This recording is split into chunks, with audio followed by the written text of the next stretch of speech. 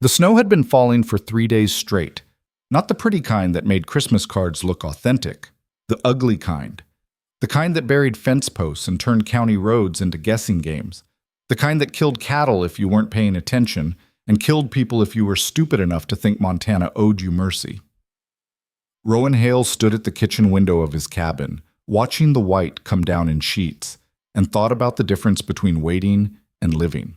11 years he'd been doing one of those things. He still wasn't sure which. The coffee in his hand had gone cold. That happened a lot. He'd pour it, set it down to check something, and forget it existed until the sun shifted or his stomach reminded him he was still technically alive. The mug said, "World's Best Grandpa," on the side. Picked it up at a estate sale 4 years back for 50 cents. He wasn't anybody's grandpa, wasn't anybody's anything. He drank it anyway. Cold coffee was still coffee. The notebook sat open on the table behind him, same as it did every morning. Blue ink, neat handwriting, the kind of penmanship they didn't teach anymore. February 4th, 2024. Temperature at dawn, 11 degrees Fahrenheit. Snowfall accumulation, 14 inches overnight. Roof holding, supplies adequate. Nothing broken. Nothing broken. He wrote that almost every day, and every day it felt like a lie wrapped in truth. The scanner on the shelf crackled, county dispatch running through the morning check-ins. Road crews, power company, sheriff's department. Everyone accounting for everyone else, making sure the cold hadn't claimed anybody new. Rowan listened without really listening. Background noise. Proof the world was still turning even if his corner of it had stopped doing much of anything. He set the mug down and reached for his coat. Outside, the cold hit like a fist, not a punch. A slow, grinding pressure that found every gap in your layers and reminded you that exposure was just a fancy word for dying in installments. He pulled his collar up and moved toward the shed, boots crunching through snow that came up past his ankles. The property wasn't much. 12 acres, most of it timber. A cabin he'd built himself over the course of 2 years, back when he still thought keeping busy would keep him sane. A shed that was older than he was and somehow still standing. A dirt road that connected to a county road that connected to a state highway that connected to the rest of the world, which he visited about twice a month for supplies and visited him never. Perfect. He checked the generator first, old diesel model that rattled like it had opinions but never quit. Fuel level good. Oil clean enough. He'd learned a long time ago that out here, the difference between comfortable and catastrophic was about 3 hours of generator failure in January. Then the woodpile. Then the propane tank. Then the fence line where it bordered the other property, the Voss property. He stopped there longer than he needed to. 11 years, and he still couldn't look at that land without his chest tightening. 40 acres of pine and scrub brush, most of it worthless except for the high ground near the creek where the old cabin used to be. Used to be before the fire, before the screaming, before he'd kicked down a door that was already half collapsed and found a girl bleeding in the corner, smoke so thick he couldn't see his own hands. He'd carried her out. Then he'd disappeared. The smart thing to do. The only thing to do. She didn't need some stranger hanging around asking to be thanked for doing what any decent person would have done. And he sure as hell didn't need questions about why he'd been up there in the first place, or what he'd seen, or who else had been in those woods that night. So he'd left her at the hospital doors, turned around, and drove until the adrenaline wore off, and the gunshot wound in his side reminded him he wasn't a hero, just another guy who'd survived something he probably shouldn't have. And then he'd come back. Not right away. Took him 4 months to work up the stupidity, but he came back, bought the land next door through a holding company that kept his name off the paperwork, and built a cabin where he could see her family's property from the kitchen window. Just in case. In case of what, he'd never been able to articulate. In case someone came back to finish what they started. In case the land needed watching. In case he was too much of a coward to actually leave and too much of a fool to actually stay in any way that mattered. 11 years. The wind picked up and Rowan turned back toward his cabin. His breath plumed out in front of him, disappearing into the white. Everything disappeared into the white eventually. He was halfway to the porch when he heard it. An engine. Faint at first, but getting closer. Steady, deliberate. Someone who knew where they were going, which was unusual because nobody came out here unless they were lost or looking for him. And nobody was ever looking for him. Rowan stopped walking. The sound grew louder. A truck. Maybe a SUV, something with four-wheel drive and chains. The kind of rig you brought to Montana in February if you had a clue what you were doing. He stood there in the snow, wind cutting across his face, and waited. 2 minutes later, a black Ford Explorer came around the bend, moving slow, wipers working double time. It rolled past his cabin without slowing, continued another 100 yards, and stopped at the edge of the Voss property. Rowan's jaw tightened. The driver's door opened and a woman stepped out. She was tall, 5'8", maybe 5'9", wearing a dark gray coat that looked expensive and impractical, jeans that were too clean, and boots that would be useless in another hour. Brown hair pulled back in a ponytail, sharp features, the kind of face that made you think she was used to getting her way, or at least used to fighting for it. She stood there for a moment, looking at the tree line, at the snow, at the place where the cabin used to be. Her expression didn't change, didn't soften, didn't harden, just flat, like she was looking at a math problem she'd already solved and didn't much like the answer. Then she turned, and her eyes found him. Rowan didn't move. Neither did she. The wind howled between them, carrying snow and cold and 11 years of silence. And then she started walking toward him. Bah! You're on private property. Her voice cut through the wind before she was even close. Clear, sharp, the kind of voice that had spent years talking over classrooms full of teenagers who thought they were smarter than her. Rowan would have bet money half of them learned otherwise. He didn't answer right away, just watched her close the distance between them, her boots slipping twice on the ice before she found her footing. City boots. Definitely city boots. She stopped about 10 feet out, hands shoved in her coat pockets, chin up, defiant, but not aggressive. Wary, but not scared. "This is my property," she said, nodding back toward the Voss land. "And unless I'm wrong, you're standing on it." Rowan glanced down. She was right. He drifted over the property line without thinking about it. Old habit. "My mistake." He stepped back, boots crunching. "Didn't realize anyone was coming out." "Clearly." She studied him the way you'd study a stray dog that wandered into your yard, trying to decide if it was dangerous or just pathetic. "You live here?" He nodded toward his cabin. "Next door." Her eyes followed, took in the place. The smoke coming from the chimney, the snow piled against the north wall, the shed that looked like it was held together by spite and prayer. "How long?" "Long enough?" She didn't like that answer. He could see it in the way her mouth tightened, the way her shoulders pulled back just a fraction.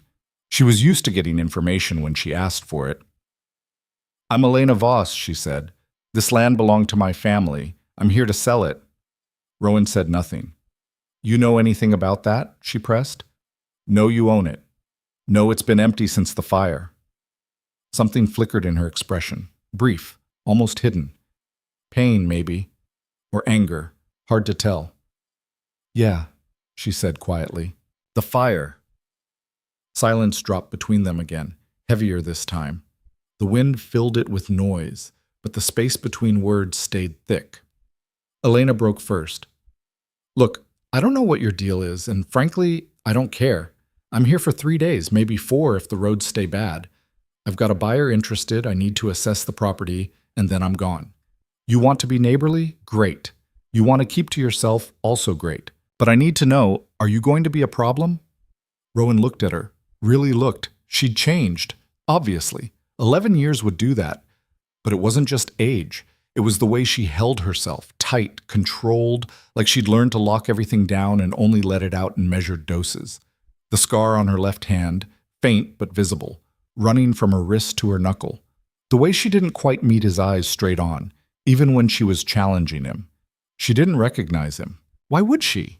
It had been dark, full of smoke, full of chaos. She'd been 17 and bleeding. He'd been a stranger in a ski mask pulling her out of hell, and after he'd left her at the hospital, he'd made damn sure there was nothing to connect him to that night. "No problem," he said. She waited, like she expected more. When it didn't come, she exhaled, a short, frustrated sound. "Fine, good. Then we'll stay out of each other's way." She turned to leave, made it 3 steps before Rowan spoke again. "Roads are going to be bad for the next week, maybe longer." She stopped, glanced back. "I'll manage." "You won't." He nodded toward her SUV. That rig's got clearance, but you're not getting back to town once the county stops plowing, and they stop plowing out here after the second pass. Elena's eyes narrowed. How do you know when they stop plowing? Because I've been here long enough to know. She didn't like that either. Didn't like him knowing things she didn't. Didn't like needing help from a stranger who looked like he'd been carved out of the same frozen dirt he lived on. I've got a hotel in town, she said. Town's 40 minutes in good weather. You're looking at 2 hours, maybe more. And that's if you leave now. Then I'll leave now, Rowan shrugged. Your call. But he didn't move, and neither did she. And the wind kept howling, and they both knew she wasn't leaving. Not yet. Elena turned fully around, arms crossed. What are you suggesting? I'm not suggesting anything, just telling you how it is. You're telling me I'm stuck. I'm telling you the weather doesn't care what your plans are. Her jaw clenched. He could see her running calculations, weighing options. Pride versus practicality. Stubbornness versus survival. Finally, is there a place to stay nearby? Nothing that's open this time of year. Great. She looked at the sky, at the snow still coming down, at the trees bending under the weight of it, then back at him. What about your place? Rowan blinked. What about it? You've got heat, electricity. I assume you've got walls and a roof. I do. Then rent me a room. 2 nights, maybe 3. I'll pay you whatever's fair. He stared at her. She stared back. You don't know me, Rowan said slowly. No, I don't, but I know I'm not driving 2 hours in a blizzard to sleep in a hotel and then driving 2 hours back tomorrow to do this all over again. So either you're a decent human being who's willing to help someone out, or you're not. Which is it? Rowan almost laughed. Almost. Instead, he said, I've got a spare room, no charge. I'll pay you. I don't want your money. Her eyes flashed. Everyone wants money. I don't. They stood there, locked in some kind of silent standoff that didn't have a name. Finally, Elena shook her head. Fine. No money, but I'm cooking dinner, and you're going to eat it, and we're going to pretend this isn't the weirdest arrangement either of us has ever agreed to. Deal. She turned, started back toward her SUV to grab her things, and Rowan watched her go. 11 years. 11 years he'd stayed away.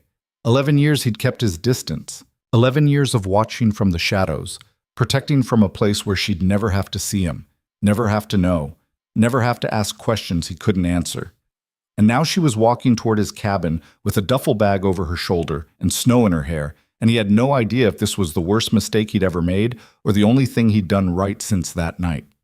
Probably both. The cabin was smaller than Elena expected.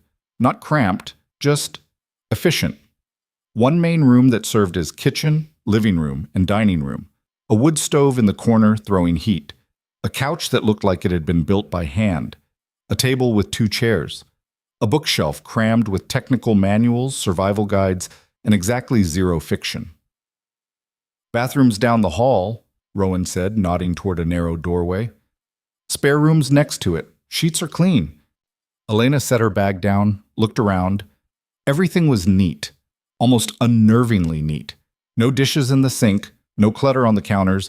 Even the firewood was stacked in a perfect geometric pattern. You military? She asked. Used to be. Let me guess. Marines? Army. Close enough. She unzipped her coat, hung it on a hook by the door. How long? 8 years. Deployment? 3 tours.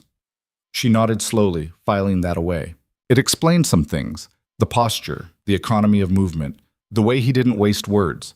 Guys like that either came back fine or came back broken. No in between. Rowan moved to the stove, added another log. You want coffee? Is it going to be cold?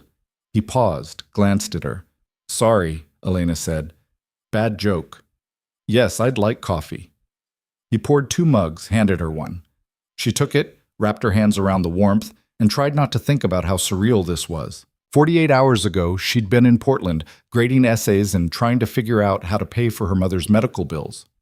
Now she was standing in a stranger's cabin in the middle of nowhere, drinking coffee with a man who looked like he'd been assembled from spare parts and bad decisions.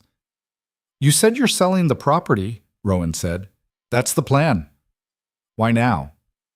Because I need the money, and because I should have done it years ago. Why didn't you?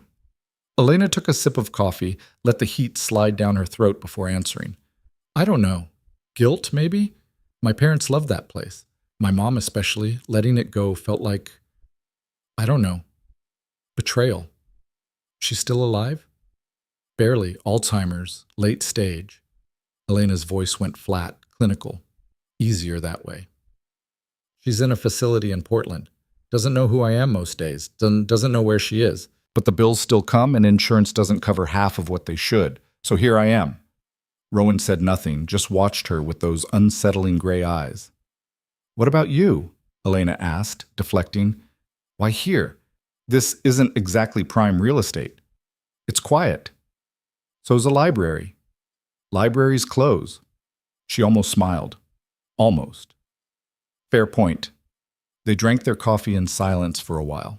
Outside, the wind howled.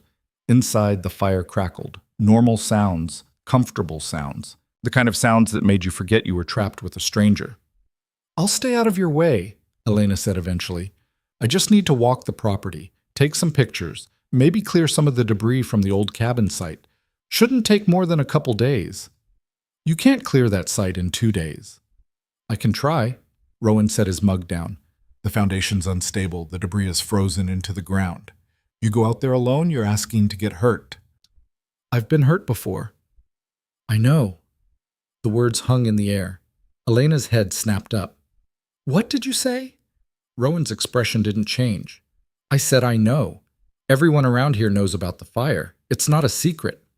Right. She looked away, jaw tight. Of course. But something in his tone had been off. Too certain, too specific. She filed that away too. I'll help you, Rowan said. I don't need help. Didn't say you did, but I'm offering anyway. Elena studied him, trying to figure out the angle. People didn't just offer help for free. There was always something they wanted, always. Why? She asked. Because it's the right thing to do. Bullshit? Rowan's eyebrows went up, just a fraction. Nobody does the right thing just because it's right, Elena continued. There's always a reason. So what's yours? He was quiet for a long moment, and she thought he wasn't going to answer. Then, maybe I don't like seeing people get hurt when I can stop it. Something in the way he said it made her chest tighten, made her think of smoke and screaming and hands pulling her toward air when all she wanted to do was stop fighting.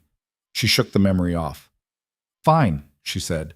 You can help, but I'm not staying longer than 3 days and I'm not changing my plans. I'm selling this place. And then I'm gone. Clear? Clear. Good. She finished her coffee, set the mug in the sink, and headed for the spare room. She needed space, needed to think, needed to figure out why this man made her feel like she was standing on the edge of something she couldn't see. Behind her, Rowan watched her go. And in his notebook, he wrote, She's here. Finally. Elena didn't sleep well. The bed was fine, better than fine actually. Firm mattress, clean sheets that smelled like cedar, and cold air. But every time she closed her eyes, she was back in the fire, back in the smoke, back in that corner where she'd crawled because her lungs were burning and her hand was bleeding and she couldn't find the door. She'd survived. Barely. Her parents hadn't. The official report said faulty wiring. Old cabin, old systems, bad luck. Her mother had died in the initial collapse. Her father had made it out, but went back in looking for her, and the smoke got him before he found the exit. Elena had been 17, a senior in high school, and suddenly an orphan with nothing but medical bills, survivor's guilt, and a property she couldn't afford to keep but couldn't bring herself to sell. Until now. She sat up, rubbed her face. The clock on the nightstand read 3:47 a.m. Outside, the wind had died down, but the snow was still falling. She could hear it against the window, soft, relentless, patient. She got up, pulled on a sweater, and padded barefoot into the main room. Rowan was awake. He sat at the table, back to her, writing in that notebook by the light of a single lamp. He didn't turn around, but his shoulders shifted slightly, acknowledging her presence without comment. Can't sleep? He asked. Not really. Elena moved to the kitchen, poured herself water from the tap. You? Don't sleep much. Insomnia? Something like that. She leaned against the counter, watched him write. His handwriting was meticulous, each letter formed with precision, each line perfectly straight, the kind of handwriting you developed when you had too much time and too much need for control. "What are you writing?" she asked. "Daily log." "Of what?" "Whatever needs logging." Elena took a sip of water. "That's not an answer. It's the only one I've got." She should have let it go, should have gone back to bed, or at least back to pretending she was going to sleep. But something about the way he sat there, so still, so focused, made her push. "You do this every night?" "Every night. Every morning." "Why?" Rowan was quiet for a moment. Then he set the pen down, closed the notebook, and turned to face her. In the lamplight, his face looked older, harder, like someone had taken all the softness out and left only angles and scars. "Because if I don't," he said quietly, "I forget what day it is, what year it is, why I'm still here." Elena's breath caught. There was something in his voice, not self-pity, not quite desperation, just honesty, raw and unfiltered. "How long have you been doing this?" she asked. 11 years. The number hit her like a slap. 11 years, the same amount of time since the fire. That's... She stopped, started again. "That's a long time to be keeping track." "Yeah." "Doesn't it get exhausting?" "Every day." "Then why?" "Because the alternative is worse." Elena didn't know what to say to that. Didn't know if there was anything to say. So she just stood there, holding her water glass, watching this stranger who lived alone in the woods and wrote in notebooks like his life depended on it. "I'm sorry," she said finally. Rowan's expression shifted. Surprise, maybe. For what? "I don't know. Whatever happened that made you like this?" He almost smiled. Almost. "Nothing happened. I just stayed somewhere too long." "Where?" "Everywhere." He stood, moved to the window, looked out at the snow. His reflection stared back at him, ghostly, half-formed. "You should try to sleep," he said. "Tomorrow's going to be hard if you're serious about walking that property." Elena wanted to argue, wanted to push, to dig, to figure out what the hell was going on with this man. But exhaustion was pulling at her, and her head hurt, and she didn't have the energy for mysteries at 4 a.m. "Yeah," she said. "Okay." She rinsed her glass, set it in the dish rack, and headed back to the spare room. At the doorway, she paused. "Rowan?" He turned. "Thanks for letting me stay." "Don't mention it." She went to bed. Rowan stayed at the window, watching the snow, and didn't write another word that night. Morning came gray and cold. Elena woke to the smell of coffee and bacon, real bacon, not the pre-cooked garbage. And for a moment, she forgot where she was. Then the memories caught up, and she groaned, rolled out of bed, and got dressed. When she emerged, Rowan was at the stove, flipping eggs with the kind of precision that suggested he'd done this 1,000 times. "Morning," he said without turning. "Morning." Elena moved to the coffee pot, poured herself a cup. "You didn't have to cook. You said you were cooking dinner. Figured I'd cover breakfast." "Fair enough." They ate in silence. Eggs, bacon, toast that was somehow perfectly golden despite being made in a cast-iron skillet on a wood stove. Elena tried not to think about how domestic this felt. How easy. When they finished, Rowan cleaned up while she got her gear together. Camera, notebook, thermal layers. She was lacing up her boots when he spoke. "You ready?" "As I'll ever be." Outside, the world was white. Not just snow-covered. White. The kind of white that erased horizons and made distances meaningless. The sun was up somewhere behind the clouds, but you wouldn't know it by looking. Rowan led the way, moving through the snow like he'd memorized every root and rock. Elena followed, already regretting her boot choice. They were warm, sure, but they had zero traction, and she slipped twice before they even reached the property line. "You okay?" Rowan asked, not slowing. "Fine. There's better boots in the shed. Your size, probably." Elena stopped. "How do you know my size?" He paused, glanced back. For a split second, just a split second, something flickered in his expression. "Lucky guess," he said, and kept walking. Elena stood there, pulse kicking up for reasons she couldn't name. Then she shook it off and followed. The Voss property looked worse in daylight. The trees were overgrown, choked with underbrush and deadfall. The clearing where the cabin had been was barely visible, just a depression in the snow where the foundation had settled. The creek that ran along the eastern edge was frozen solid, a ribbon of white cutting through the white. Elena stopped at the edge of the clearing and everything came rushing back, the screaming, the heat, the smoke so thick it turned the air to tar. Her mother's voice cut off mid-sentence, her father's hands pushing her toward the window, the fire. Elena. Rowan's voice, quiet but firm. She blinked, realized she'd been standing there for God knows how long, staring at nothing. Sorry, she muttered. I'm good. You don't have to do this. Yes, I do. She moved forward toward the depression, toward the place where her life had ended and somehow kept going anyway. Rowan followed, silent. They spent the next 2 hours digging through snow and debris, uncovering what was left of the foundation. It wasn't much. Charred timbers, twisted metal, broken glass. Elena took pictures, made notes, tried to stay clinical. It didn't work. By noon, her hands were shaking, and it wasn't from the cold.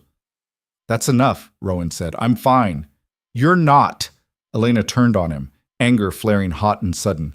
You don't get to tell me what I am. I'm not telling you anything. I'm just saying, I don't care what you're saying. This is my property, my past, my mess. I don't need you playing therapist. Rowan held her gaze, didn't flinch. I'm not playing anything.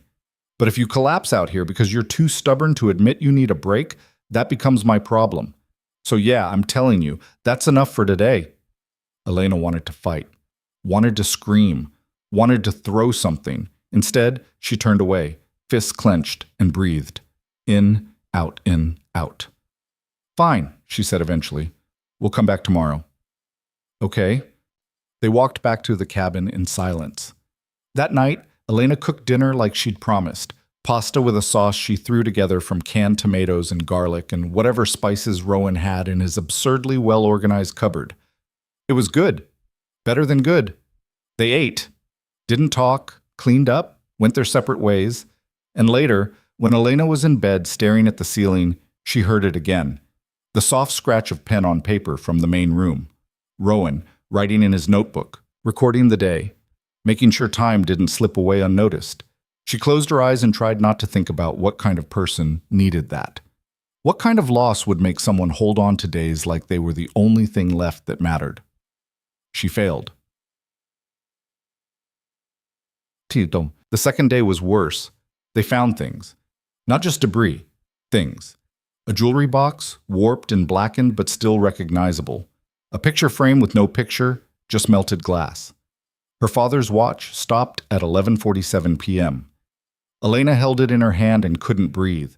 Rowan didn't say anything, just stood there, close enough to catch her if she fell, far enough to give her space. He was wearing this, Elena whispered. When he went back in, he was wearing this. I know. She looked up sharply. How could you possibly know that? And there it was again, that flicker. That split second of something crossing his face before the mask came back down. I don't, Rowan said carefully. I just meant, I assumed. Elena stared at him. He stared back. And for the first time, she saw it. Really saw it. The way he'd known about her boot size. The way he'd known the property layout without asking. The way he watched her like he was cataloging every movement, every breath, every moment. Who are you? She asked quietly. Nobody. Bullshit. Elena, tell me the truth. Her voice was shaking now, but she didn't care. Why are you really here? Why have you been here for 11 years? What the hell are you watching for? Rowan opened his mouth, closed it, looked away. And Elena knew that whatever he said next was going to change everything. But before he could speak, before she could push, a sound cut through the silence. An engine. Close. Getting closer. They both turned toward the road and Elena's stomach dropped. A truck. Black. Expensive. Moving slow through the snow like it owned the place. It stopped at the edge of the property and a man got out. Tall. Late 50s. Gray hair, expensive coat, the kind of smile that didn't reach his eyes. Elena recognized him instantly. Dale Pritchard, county commissioner. The man who'd been sending her letters for years, offering to buy the property for a fraction of what it was worth. The man she'd been avoiding. "Miss Voss," he called, waving like they were old friends. "What a surprise! I heard you were in town." Elena's hands curled into fists. Rowan moved closer, just slightly, just enough. And as Dale Pritchard walked toward them with that fake smile in those cold eyes, Elena realized something. This wasn't over. The fire, the land, the secrets buried in the snow, none of it was over. It was just beginning. Dale Pritchard's boots were too clean for Montana winter. That was the first thing Elena noticed. Polished leather, barely a scuff, the kind of footwear a man wore when he knew he wouldn't be walking far. The second thing she noticed was the way Rowan had gone absolutely still beside her, like a wolf that had just caught a scent it didn't like. "Miss Voss," Pritchard said again, his voice carrying that practiced warmth politicians used when they wanted something. "I have to say I'm delighted to finally meet you in person. We've corresponded so much over the years, I feel like we're old friends." Elena's jaw tightened. "We're not friends, Mr. Pritchard." His smile didn't waver. Of course. Poor choice of words. "But I'm genuinely pleased you've come back. This property has been sitting idle for far too long. Bad for the land, bad for the community, bad for everyone involved." "I'm aware." "Are you?" He glanced past her at the cleared debris, the exposed foundation, the evidence of their morning's work. "Because it looks to me like you're planning to invest time and energy into something that would be much better served by a quick, clean sale. I've made you several very generous offers." "Generous?" Elena repeated flatly. "You've offered me 60 cents on the dollar for 40 acres of prime land. Prime is a strong word for property that's been neglected for over a decade. Neglected or not, it's worth more than what you're offering." Pritchard's smile thinned, just slightly, just enough to show teeth. "Miss Voss, I understand you're emotionally attached to this place. That's natural. But emotion doesn't pay bills, and from what I understand, you have quite a few of those." Elena's hands clenched so hard her nails bit into her palms. "How do you know about my bills?" "Small town. People talk." He shrugged, all casual innocence. "Medical care is expensive. Elder care even more so. I'm simply trying to help you solve a very real problem." "By lowballing me. By offering you fair market value for damaged land in a difficult location." Pritchard pulled a folded envelope from his coat pocket, held it out. "I've had my people draw up a new contract. Better terms, better price. I think you'll find it quite reasonable." Elena didn't take it. "I'm not interested." "You haven't even looked at it." "I don't need to." Pritchard's expression shifted, still smiling, but colder now, sharper. "Miss Voss, I'm trying to be helpful here, but there are realities you need to understand. This land has complications. Tax liens, environmental concerns, questions about the original deed transfers." "What questions?" Elena cut in. "Nothing insurmountable, but enough to scare off most legitimate buyers. I'm offering you a way out of a situation that could get very messy very quickly." "Sounds like a threat." "It's a fact." Pritchard's eyes flicked to Rowan, acknowledging him for the first time. "And who might you be?" "Neighbor," Rowan said. "I didn't know the Johnsons had sold." "They didn't. Different property." Pritchard studied him with the kind of attention a man gave when he was trying to decide if someone was a problem or just an annoyance. "You've been here long?" "Long enough. Friendly, aren't you?" Pritchard turned back to Elena, envelope still extended. "Look, I'm not here to pressure you. Take the contract, read it, think about it, but don't take too long. Opportunities like this don't stay open forever." Elena crossed her arms. "I'll find my own buyer?" "Will you?" "Because I've got to tell you, Miss Voss, the market for remote Montana acreage with a tragic history is pretty limited. Most people don't want to build on land where people died." The words hung in the air like smoke. Elena's breath caught. Rowan shifted his weight, almost imperceptibly, but enough that Pritchard noticed. "That was insensitive," Pritchard said, though his tone suggested he didn't actually care. "I apologize, but facts are facts. This property has baggage. I'm willing to overlook that. Most won't. Then I guess I'll wait for the ones who will." Pritchard sighed, pocketed the envelope. "Your choice, but when you're ready to be realistic, you know how to reach me." He nodded to Rowan. "Nice meeting you, neighbor." He turned and walked back to his truck, those two clean boots barely sinking into the snow, and drove away without looking back. Elena stood there, shaking, not from cold, from rage. "You okay?" Rowan asked quietly. "No." She spun toward him. "What the hell was that? Tax liens? Deed problems? Why didn't I know about any of this?" "Maybe because it's bullshit. Or maybe because I've been avoiding this place for 11 years and someone's been taking advantage of that." She started pacing, snow crunching under her boots. "I need to see the county records. I need to know what he's talking about." "County office is closed until Monday." "Then I'll wait until Monday." Elena, don't. She held up a hand. "Don't tell me to calm down. Don't tell me it'll be fine. That man just showed up on my property, and tried to intimidate me into selling. And you know what the worst part is? It almost worked." Rowan said nothing, just watched her with those steady gray eyes. "I hate this," Elena continued, voice cracking. "I hate that I have to be here. I hate that I need the money. I hate that people like him can smell desperation and use it against you. I hate all of it." "I know. You don't." "I do." Something in his tone made her stop, made her look at him, really look at him. There was something in his face, something raw and old and familiar, with exactly the kind of hate she was talking about. "What happened to you?" she asked, quieter now. "Nothing that matters." "That's not an answer." "It's the only one I've got." They stood there in the clearing, surrounded by the bones of her past, and Elena realized she was tired. Tired of fighting, tired of pretending she was strong enough to handle this alone, tired of carrying weight she'd never asked for. "I need a drink," she said. Rowan almost smiled. "I've got whiskey." "Good whiskey or cheap whiskey?" "Does it matter?"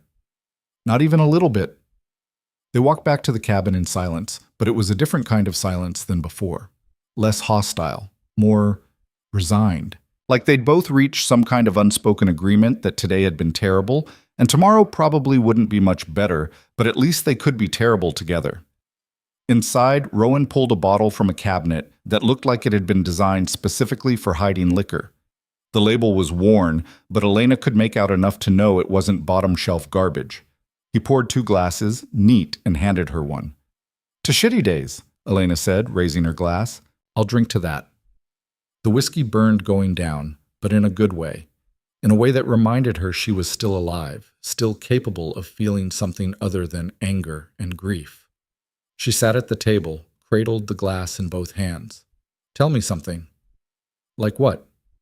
"Anything. Something true.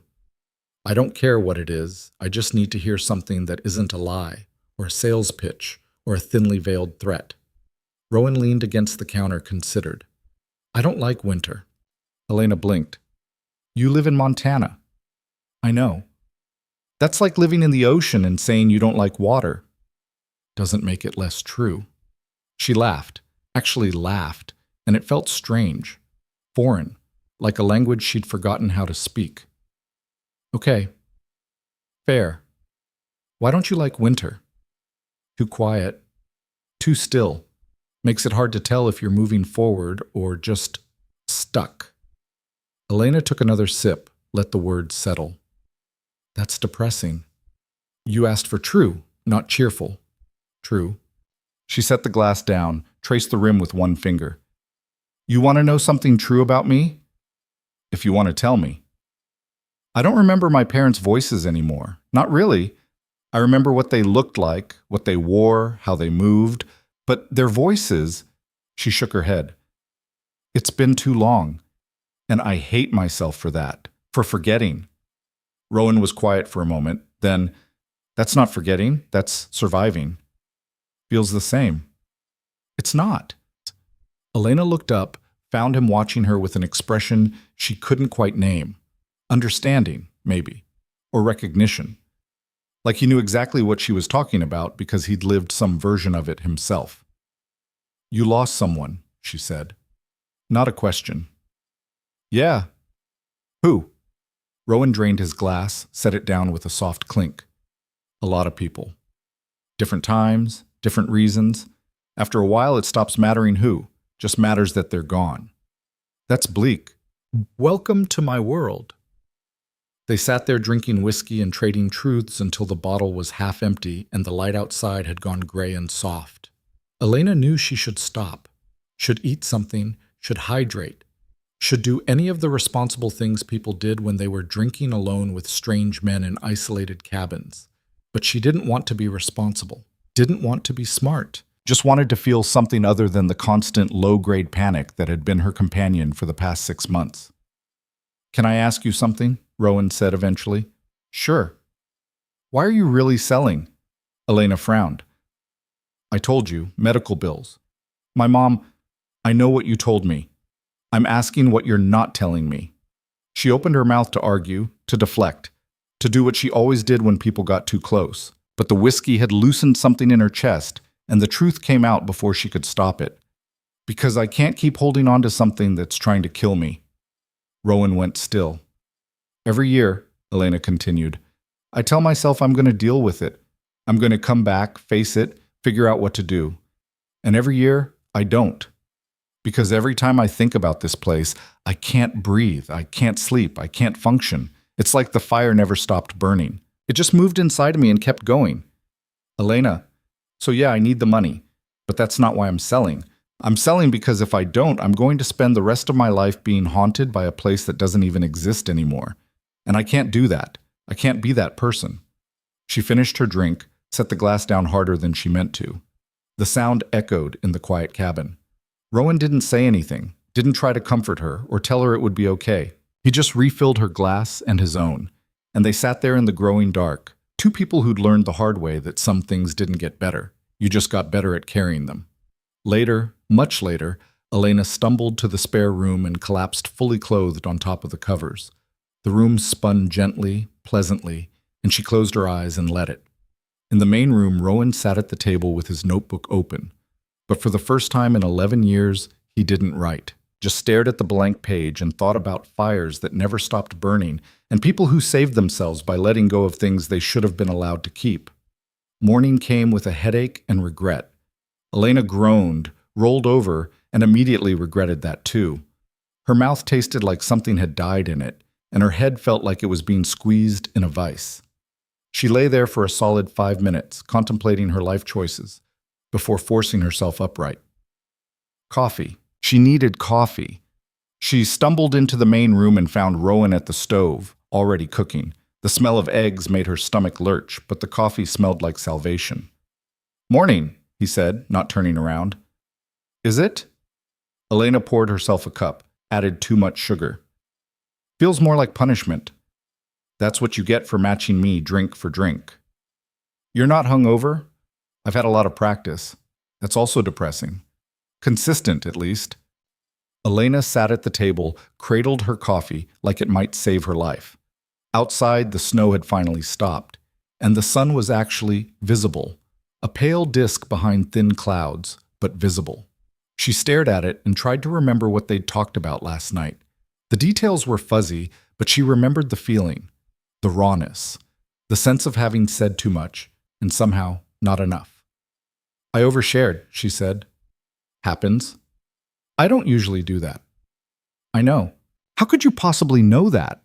Rowan plated eggs and toast, set one in front of her. "Because you've got walls so high it takes half a bottle of whiskey to get over them." Elena picked up her fork, poked at the eggs. "Is that an insult or an observation?" "Neither, just a fact." She took a bite, chewed, swallowed. "You're weird, you know that?" "I've been told." They ate in silence, companionable this time, almost comfortable. When they finished, Elena helped clean up without being asked, and they moved around each other in the small kitchen with surprising ease. Like they'd done this before, like they fit. It should have been strange, should have set off alarm bells, but Elena's head hurt too much to care. "I'm going into town," she said. I need to check those property records. See if Pritchard was full of shit, or if I actually have a problem. County office doesn't open until 9. Then I'll wait in the parking lot." "You coming?" Rowan hesitated, just for a second, but she caught it. "What?" she asked. "Nothing. Yeah, I'll come." "You sure? Because you just got weird." "I'm always weird. Weirder than usual, then." He grabbed his coat. "Let's go." The drive into town took 90 minutes. The main roads had been plowed, but the going was still slow, and Elena's SUV handled like a drunk elephant on ice. Rowan rode shotgun, silent, staring out the window at the endless white. "You don't come into town much, do you?" Elena asked. "Not if I can help it." "Why?" "Don't like people." "You seem to tolerate me okay." "You're different." "How?" Rowan didn't answer right away. When he finally did, his voice was quiet. "You don't ask questions you don't actually want answers to." Elena glanced at him. "That's not true. I ask lots of questions." "No, you ask questions you think you want answers to. But when I don't give them, you don't push. Most people push." "Maybe I'm just bad at pushing. Or maybe you know better." She didn't know what to say to that, so she focused on driving and tried not to think about what it meant that this strange, quiet man thought he understood her better than she understood herself. The town of Fairview was barely a town. Population 2,400, one stoplight, 3 churches, and a main street that looked like it hadn't been updated since 1987. The county office was in a squat brick building next to the sheriff's department, and Elena parked in front with 20 minutes to spare. They sat there, engine idling, heater blasting. "You nervous?" Rowan asked. "Should I be?" "Depends on what we find." "We? You think I'm sitting in the car?" Elena almost smiled. "I guess not." At 9 sharp, they walked into the county clerk's office. The woman behind the counter was in her 60s, gray hair pulled into a tight bun, glasses hanging from a chain around her neck. She looked up as they entered, and her expression went from bored to interested in about half a second. "Help you?" she asked. "I need to pull property records," Elena said. "Voss property, out on County Road 47. The woman's eyebrows went up. "You Elena Voss?" "Yes." "Huh. Heard you were back." She stood, moved to a filing cabinet. "Haven't seen you since you were a kid. Heard about your folks. Terrible thing." "Yeah." "You selling?" "That's the plan." The woman pulled a thick folder, brought it back to the counter. "Deeds in here, along with the survey maps and tax records. You want copies or just to look?" "Both, probably." "That'll be 50 cents a page." Elena nodded, opened the folder, and started reading. At first, everything looked normal. The deed was in her name, had been transferred after her parents' deaths through probate. The property lines matched what she remembered. The tax records showed she was current, no outstanding liens. Then she got to the survey addendums. "What the hell?" she muttered. Rowan leaned in. "What?" Elena pointed to a document dated 6 months ago.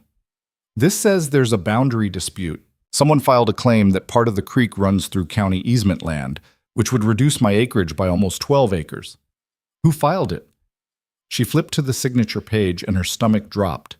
Dale Pritchard. "Son of a bitch," she breathed. The clerk peered over her glasses. "Problem?" "This claim, is it active?" "Far as I know, there's a hearing scheduled for March." "You should have gotten a notice." "I didn't get anything." "Huh. Well, it was sent to the address on file. That's still the Portland one?" "Yes, but..."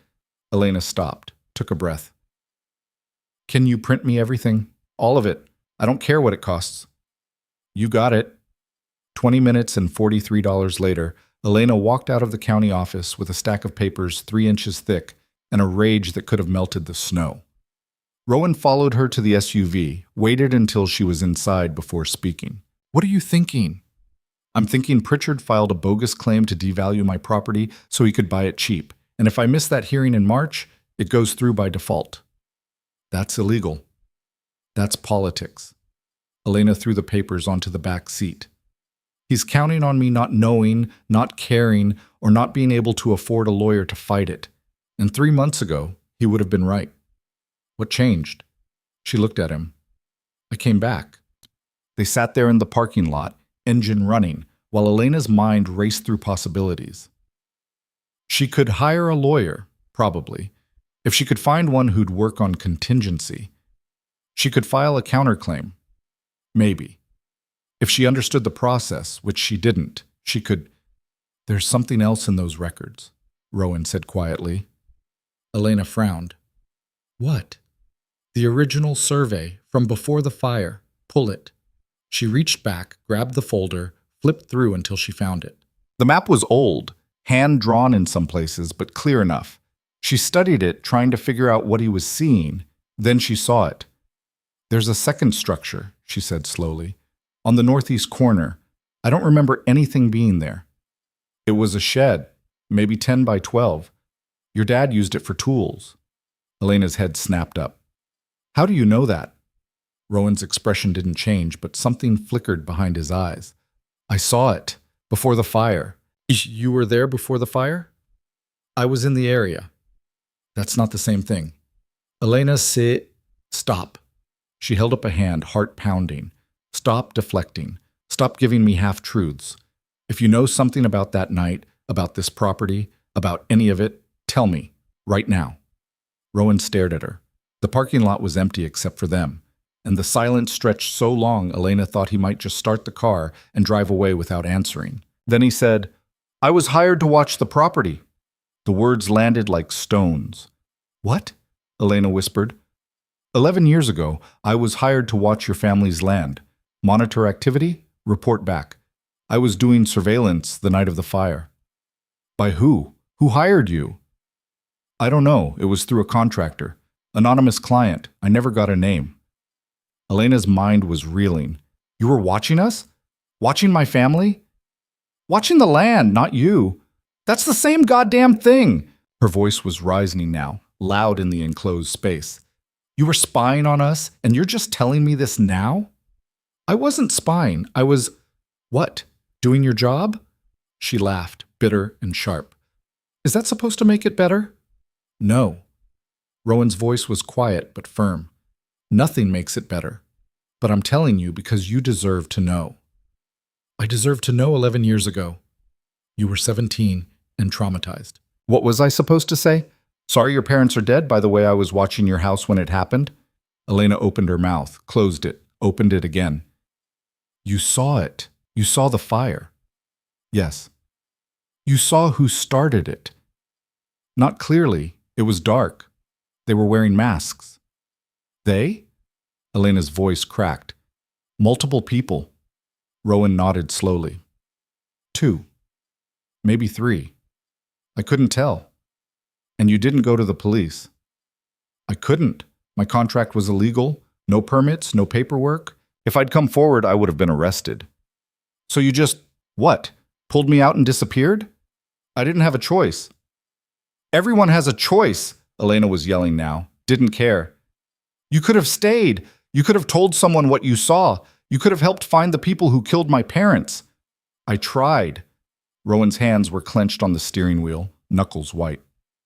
"I spent months trying to track them down. I followed every lead, called in every favor I had. I found nothing. They were professionals. They knew how to disappear." Elena was shaking. "And you just gave up?" "No, I came back. I bought the land next door. I stayed." "Why?" "Because I failed you once. I wasn't going to fail you again." The words hung between them, heavy and impossible. Elena stared at him, this stranger who wasn't a stranger, this man who'd been orbiting her life for 11 years without her knowing, this person who'd saved her and lied to her and stayed when he should have left. "Get out," she said. Rowan blinked. "What?" "Get out of my car, right now." "Elena," I said, "get out." He got out. Elena watched him walk away across the parking lot, hands shoved in his pockets, shoulders hunched against the cold. She watched until he disappeared around the corner of the building, and then she sat there alone in her SUV and tried to breathe through the vice crushing her chest. Everything she thought she knew was wrong. The fire wasn't an accident. Her parents were murdered. And the man who'd been living next door for 11 years, the man she'd been eating meals with, drinking whiskey with, almost trusting, had been lying to her from the start. She put the SUV in gear and drove. Not back to the cabin. Not back to the property. Just drove. Through town, past the last few buildings, onto a county road that led nowhere in particular. She drove until her hands stopped shaking and her vision cleared and the rage settled into something colder and harder. Then she pulled over, grabbed the stack of documents from the back seat, and started reading. If Rowan had been hired to watch the property, someone wanted it. Wanted it bad enough to pay for surveillance, bad enough to set a fire. Bad enough to wait 11 years and try again through legal manipulation. And she was going to find out who. Elena sat in the SUV for 2 hours, parked on the shoulder of a road that didn't go anywhere important, and read every single document twice. The heating system cycled on and off. Her phone buzzed with a low battery warning that she ignored. Outside, the sun climbed higher and did absolutely nothing to warm the world. The documents told a story, if you knew how to read them. And Elena had spent enough years grading student essays to recognize a narrative, even when it was buried under legal language and bureaucratic bullshit. 5 years ago, a mineral rights survey had been conducted on her property. She'd never authorized it, never been notified. The surveyor's company had dissolved 6 months after filing the report. Dead end. 3 years ago, the county had rezoned the area from residential to mixed-use commercial. No public hearing, no notification to landowners, just a quiet vote during a Tuesday morning session when most people were at work. 18 months ago, an environmental assessment had flagged the creek running through her land as potentially contaminated. The source of contamination was listed as legacy agricultural runoff. Her parents had never farmed a day in their lives. And 6 months ago, Dale Pritchard had filed that boundary dispute, claiming the creek was actually county easement property, which would conveniently cut her 40 acres down to 28 and make the land basically worthless for development. Every single document had Pritchard's fingerprints on it, but none of them were technically illegal, just ethically bankrupt. Just the kind of slow-motion theft that happened when someone with power decided they wanted something and the person who owned it didn't have the resources to fight back. Elena's phone buzzed again. Still low battery, still ignored. She pulled out a blank notebook from her glove compartment, the one she kept for lesson planning, and started making notes, names, dates, connections. The surveying company's registered agent had the same address as Pritchard's campaign office. The environmental assessor was the cousin of the county zoning commissioner. The lawyer who'd filed the boundary dispute had donated $15,000 to Pritchard's last election. It was a web. Messy and obvious if you looked at it all at once, but invisible if you only saw one piece at a time. Her phone died. Elena tossed it onto the passenger seat and kept writing. She didn't know how long she sat there, but when she finally looked up, the sun was starting to sink and her hand was cramping. She flexed her fingers, looked at the pages of notes, and felt something she hadn't felt in a long time. Purpose. Not the grinding obligation that came with paying bills and showing up and doing what needed to be done. Real purpose. The kind that made you feel like maybe you weren't just surviving, maybe you were actually fighting for something that mattered. She started the SUV and headed back to town. The Fairview Public Library was housed in a building that looked like it had been a bank once upon a time. High ceilings, marble floors, the kind of architecture that suggested someone had once believed this place would be important. Elena pushed through the heavy doors and walked up to the circulation desk where a young woman with purple hair and multiple ear piercings was typing on a computer that looked older than she was. "Help you?" the woman asked without looking up. "I need to use your public records database." "Computers are in the back. You got a library card?" "No." "Need an ID to get one." Elena pulled out her driver's license, slid it across the desk. The woman glanced at it, typed something, and handed it back along with a temporary card. "You're good for 2 hours.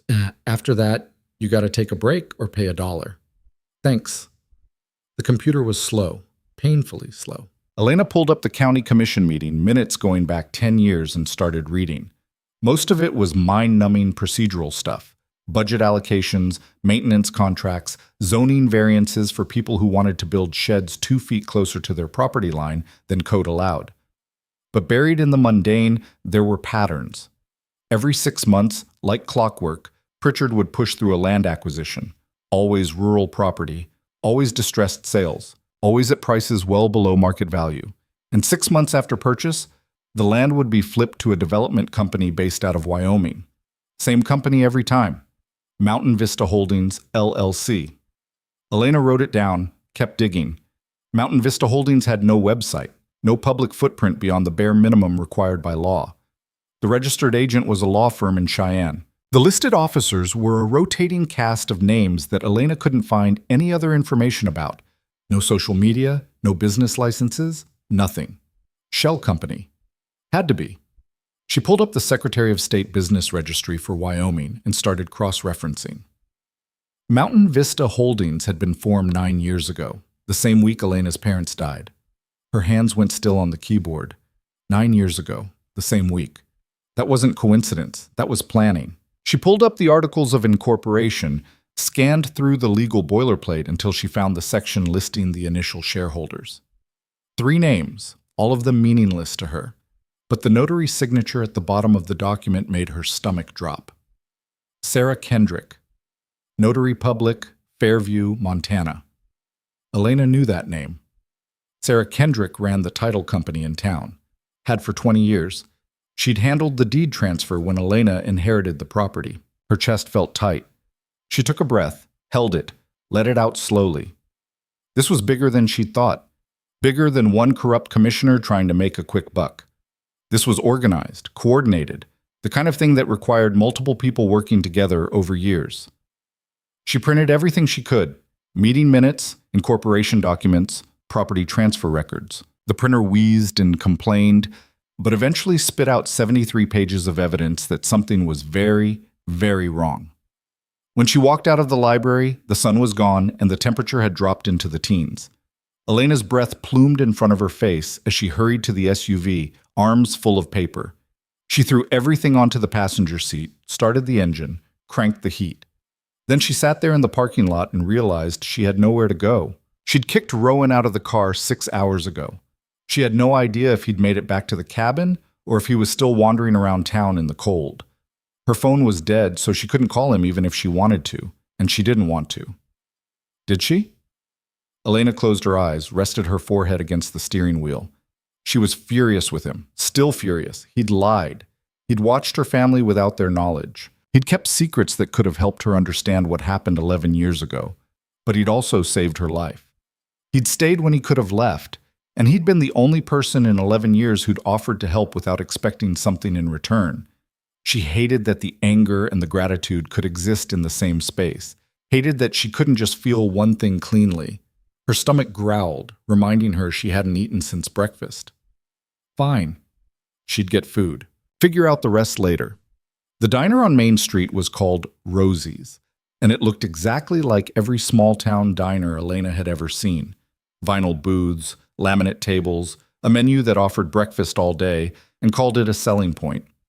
She slid into a booth near the window and ordered coffee and a burger without looking at the prices. The waitress was maybe 19, blonde ponytail, name tag that said Becca. She brought the coffee fast and disappeared back toward the kitchen. Elena wrapped her hands around the mug and stared out the window at the empty street. A few trucks drove past. A couple walked by bundled in parkas. Normal life happening all around her while her own life felt like it was coming apart at the seams. Elena Voss? She looked up. A man stood beside her booth, maybe 40, dark hair going gray at the temples, tired eyes, sheriff's department jacket. His badge said deputy, and his expression said he'd rather be anywhere else. Yeah? Elena said. Mind if I sit? Do I have a choice? Always. But he sat anyway, folding his tall frame into the booth across from her. I'm Deputy Marcus Wade. I heard you were back in town. News travels fast. News is about all that travels fast around here. He nodded toward her coffee. You eating? Ordered a burger. Good. Rosie makes the best burgers in 3 counties. Only burgers in 3 counties, but still the best. He smiled, but it didn't quite reach his eyes. I wanted to talk to you about your property. Elena's guard went up. What about it? Heard you're planning to sell. And I wanted to make sure you know what you're getting into. There's been some activity around that land over the years. Things that might complicate a sale. You mean the boundary dispute Pritchard filed? Wade's eyebrows went up. You know about that. Found out this morning, along with a lot of other interesting things. Elena leaned forward. You know it's bullshit, right? That claim? I'm not a lawyer. Can't speak to the legal validity. But you're law enforcement. You can speak to criminal activity, like arson, for instance. Something shifted in Wade's expression. That fire was investigated, ruled accidental. By who? Fire marshal at the time. Guy named Tom Breslin. Where's he now? Retired. Moved to Arizona 5 years ago. Convenient. Wade's jaw tightened. Look, I get that you're upset. I get that losing your parents the way you did was traumatic. But sometimes accidents are just accidents. And sometimes they're not. Elena held his gaze. You were working here when it happened, weren't you? 11 years ago? I was. Did you investigate? It wasn't my case. I was just a deputy. Still am, obviously. He glanced toward the kitchen like he was checking to see if anyone was listening. But I remember it. Everyone does. This town doesn't get a lot of tragedies. When one happens, it sticks. Then help me understand something, Elena said. If it was just an accident, why has someone been systematically trying to devalue my property for the past 5 years? Why is Dale Pritchard so desperate to buy land that's supposedly worthless? Wade was quiet for a long moment. Then he said, You really want to know? Would I be asking if I didn't? He sighed, rubbed his face. There's a development group looking to build a resort. High-end ski lodge, luxury cabins, the whole 9 yards. They need a specific parcel of land to make it work. Access to the creek, high ground for the main lodge, enough acreage to make it worthwhile. Your property is right in the middle of it. So buy it legitimately. Make me a real offer. They tried. Your mom turned them down. Multiple times. Said the land was family legacy. Not for sale at any price. Elena's chest went tight. When was this? About a year before the fire. The words landed like a punch. You think someone killed my parents over a ski resort? Elena's voice was shaking now. I think there's a lot of money involved, and money makes people do stupid things. Wade leaned forward, lowered his voice. But I also think you're in over your head. Whatever you think you're going to prove, whatever justice you think you're going to find, it's not worth it. Take Pritchard's offer. Take the money. Get out while you still can. Is that a threat? It's advice. From someone who's seen how this story ends. And how's that? Badly. For everyone involved. Becca appeared with Elena's burger, set it down with a cheerful enjoy that felt absurd given the conversation. Wade stood, pulled a business card from his pocket, and set it on the table. You need anything, you call me, day or night. Why would I need anything? Because this town isn't as safe as it looks. He tapped the card. Seriously, anything happens, you call. He walked out before Elena could respond. She sat there staring at the burger, appetite gone. The card had his name, a phone number, and nothing else. She turned it over, blank. She ate anyway, forced herself to. The burger was good. Wade hadn't lied about that, but it tasted like ash in her mouth. When she finished, she paid, left a tip that was probably too big, and walked out into the cold. The SUV was where she'd left it, covered in a thin layer of frost. She scraped the windshield, climbed in, and sat there with the engine running while she tried to decide what to do next. Her phone was still dead. She could drive back to the cabin and face Rowan. She could find a motel and avoid him entirely. She could get in the SUV and drive back to Portland and pretend none of this had ever happened. She did none of those things. Instead, she drove to the title company. It was after hours, obviously. The building was dark, locked up tight, but Elena parked across the street and stared at it anyway, like the answers she needed might appear if she looked hard enough.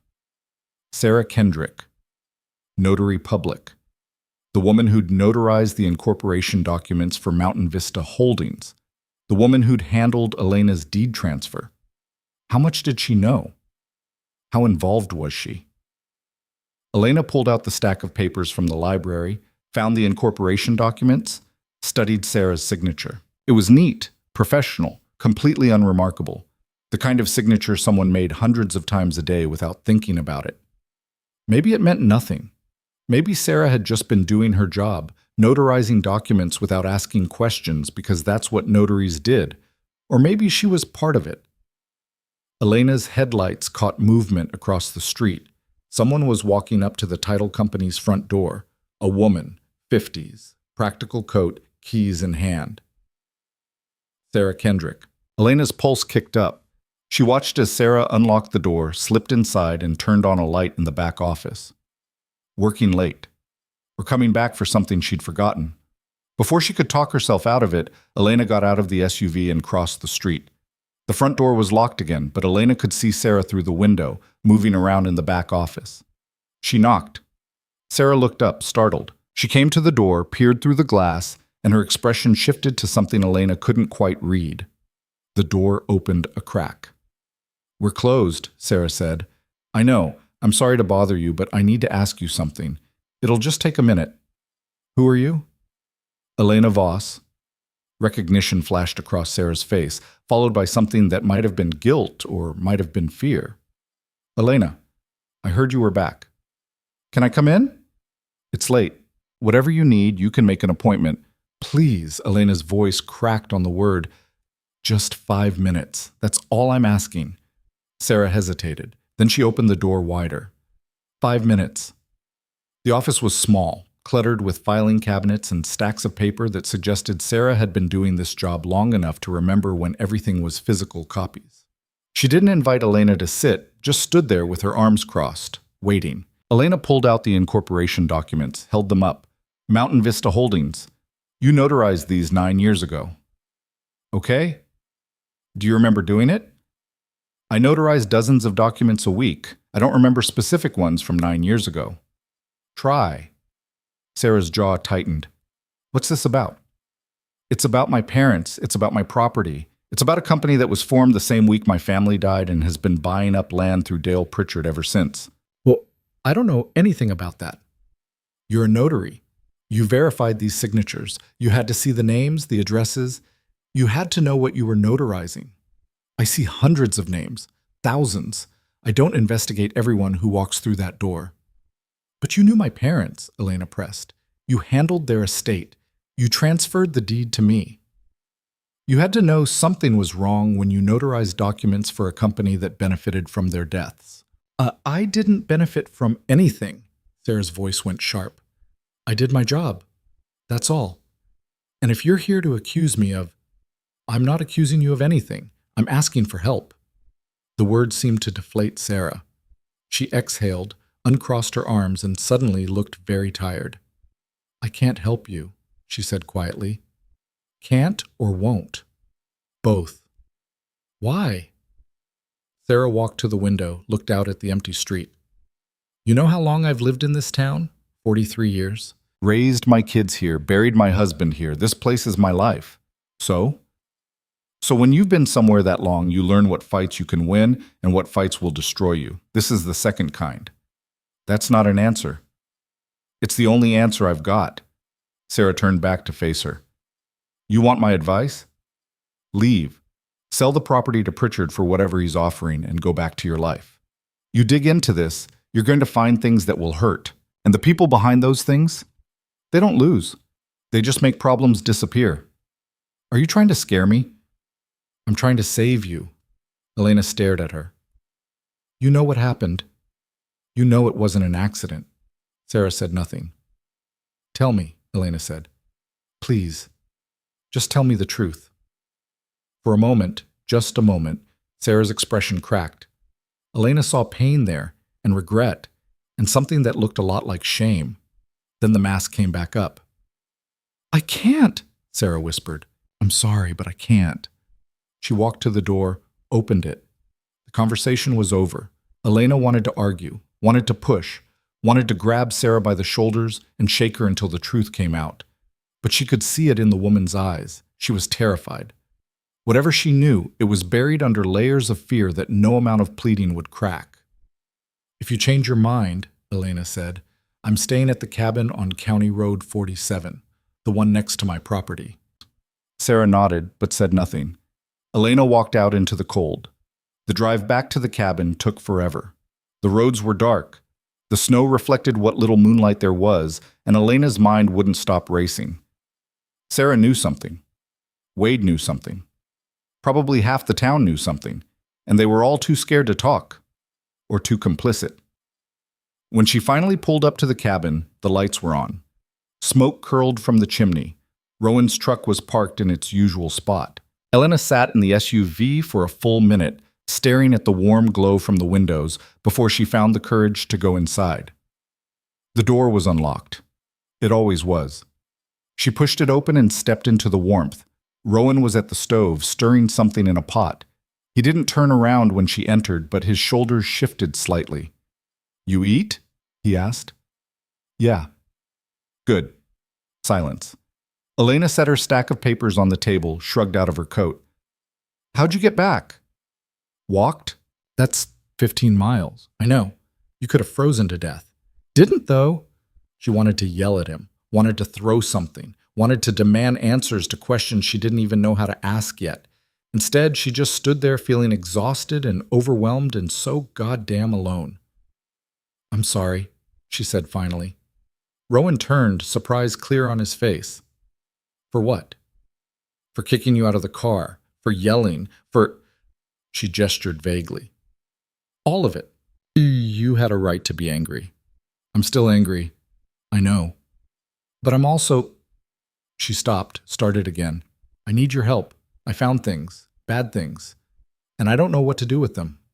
Rowan turned off the stove, wiped his hands on a towel. "Show me." So she did. She spread the documents across the table and walked him through everything she'd found.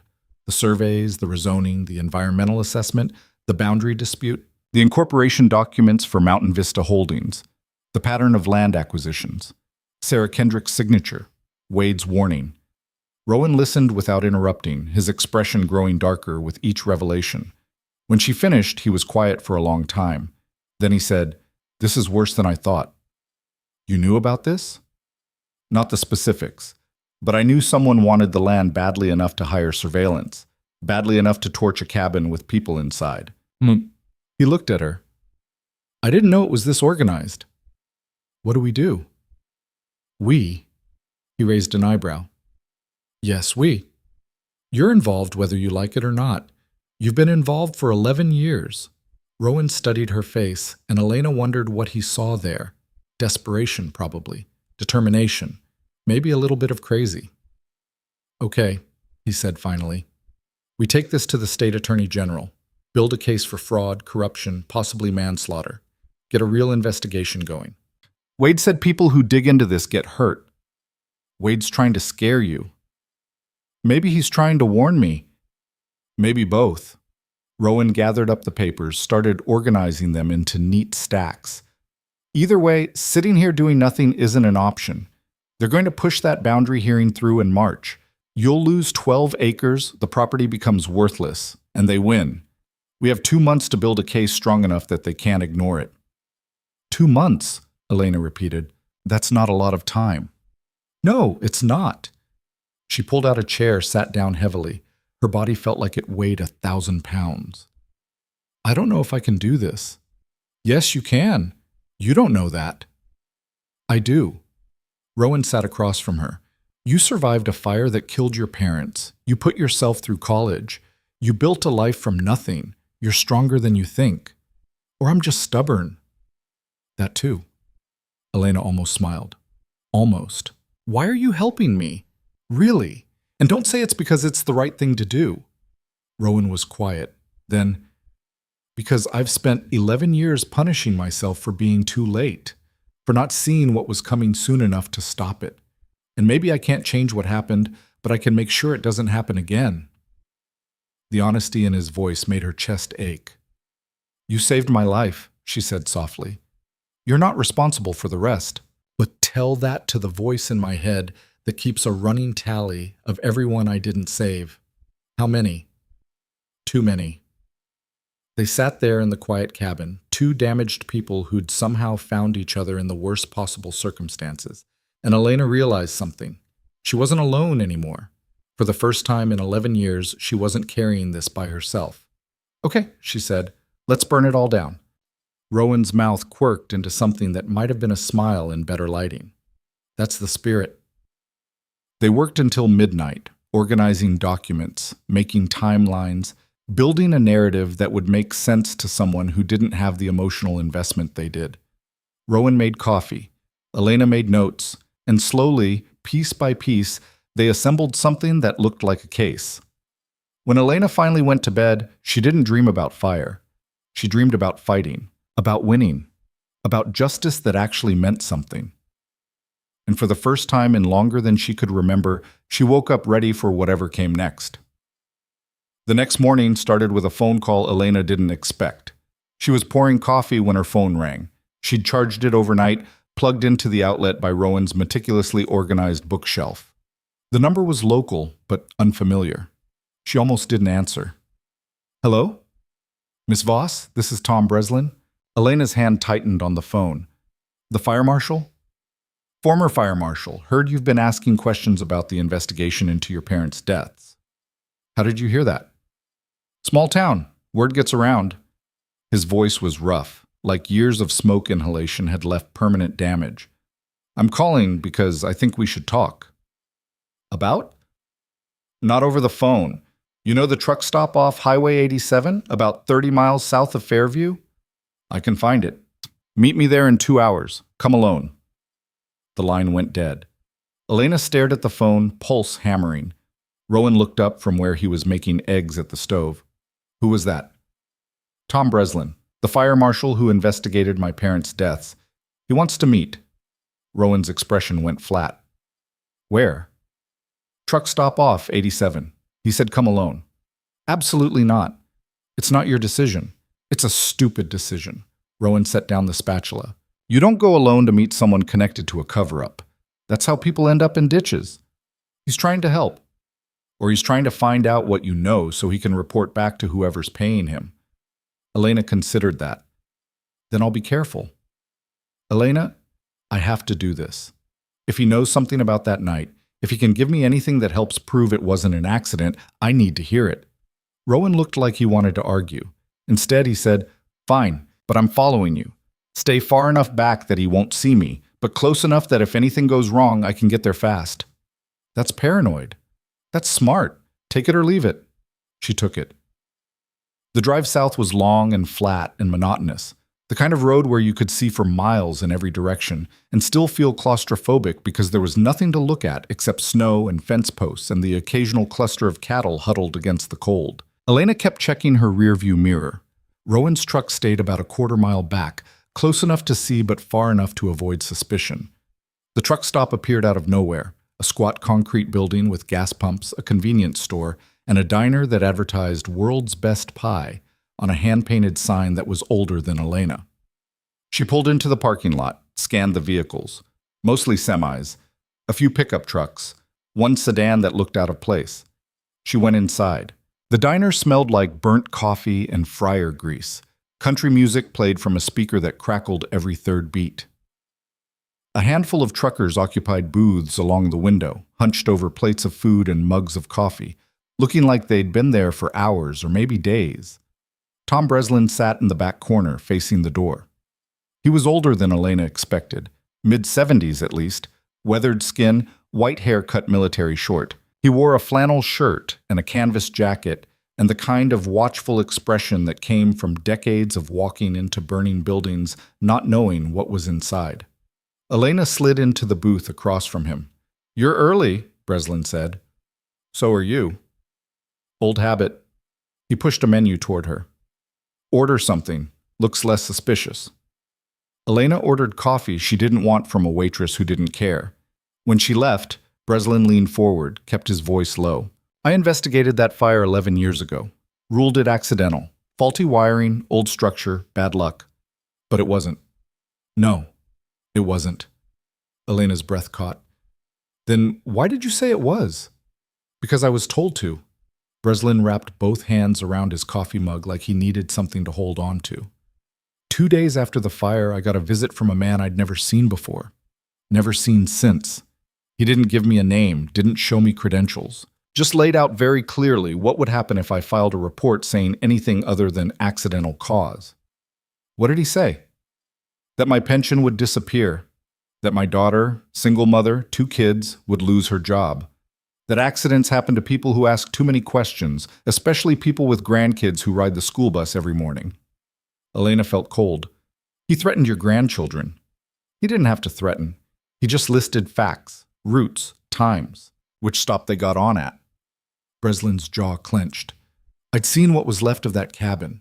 I'd seen what fire does to people. I wasn't about to let that happen to my family." "So you lied." so I protected the people I could protect. He looked at her directly for the first time. I'm not proud of it. I think about it every day. But I'd make the same choice again if I had to. Elena didn't know what to say to that.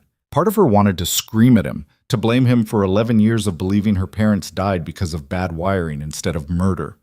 But another part understood. She'd do terrible things to protect the people she loved too. She just hadn't been given the chance. "What do you remember about that night?" she asked. Breslin pulled a folded piece of paper from his jacket, slid it across the table. "I kept notes, off the record, just in case someone ever came asking the right questions." Elena unfolded it. The handwriting was shaky but legible. Details about accelerant patterns, entry points, timeline inconsistencies. All the things that pointed to arson instead of accident. "The fire started in 3 places simultaneously," Breslin said quietly. "Living room, kitchen, and your father's workshop. You don't get simultaneous ignition from faulty wiring. You get it from someone who knows what they're doing. Did you find evidence of accelerant?" "Found traces of kerosene in the floorboards. Reported it as residue from an old camping stove. Nobody questioned it." "What else?" "Your father's body was found near the back door. He'd made it outside, then went back in. The official report said he was trying to save your mother, but the positioning was wrong. He was moving toward the workshop, not toward the bedroom where your mother was." Elena frowned. "Why would he do that?" "I don't know, but I think he was trying to get something, or hide something." "Like what?" "No idea. The workshop was completely destroyed. If there was anything in there worth saving, it's gone now." The waitress returned with Elena's coffee. They both went silent until she left. Elena stared at the notes, her father's final moments playing out in her mind. Running back into a burning building for something in his workshop, something important enough to die for. "Why are you telling me this now?" Elena asked. "Because I'm 74 years old, and I've got maybe 5 good years left if I'm lucky. Because I'm tired of carrying this, and because I heard you're not backing down, which means someone needs to give you the ammunition to fight back. You know about Dale Pritchard. Everyone knows about Pritchard. He's been buying up land around here for years, pushing people out, making promises about jobs and development that never materialize. He's a piece of work, but he's not the top of the food chain." "Who is?" Breslin shook his head. "I don't have names, just suspicions. But whoever's running Mountain Vista Holdings, they've got reach. Local government, law enforcement, probably judges too. You go after them, you better have everything locked down tight, because they will come at you hard." "I'm not afraid of them." "You should be. Fear keeps you sharp, keeps you from making stupid mistakes." He finished his coffee, set the mug down with a soft clink. "I'll deny this conversation if anyone asks. I'll deny writing those notes. I've got grandkids to think about." "I understand." "Do you? Because this isn't just about you anymore. You start pulling at this thread, other people are going to get hurt. People who don't deserve it. You ready for that?" Elena thought about Sarah Kendrick, terrified in her office. About Deputy Wade trying to warn her away. About all the people in Fairview who'd chosen silence because speaking up cost too much. "I don't know," she said honestly, "but I can't walk away either." Breslin nodded slowly. "Then be smart. Be careful. And for the love of everything holy, don't trust anyone you don't have to." He stood, dropped a 10 on the table for the coffee, and walked out without another word.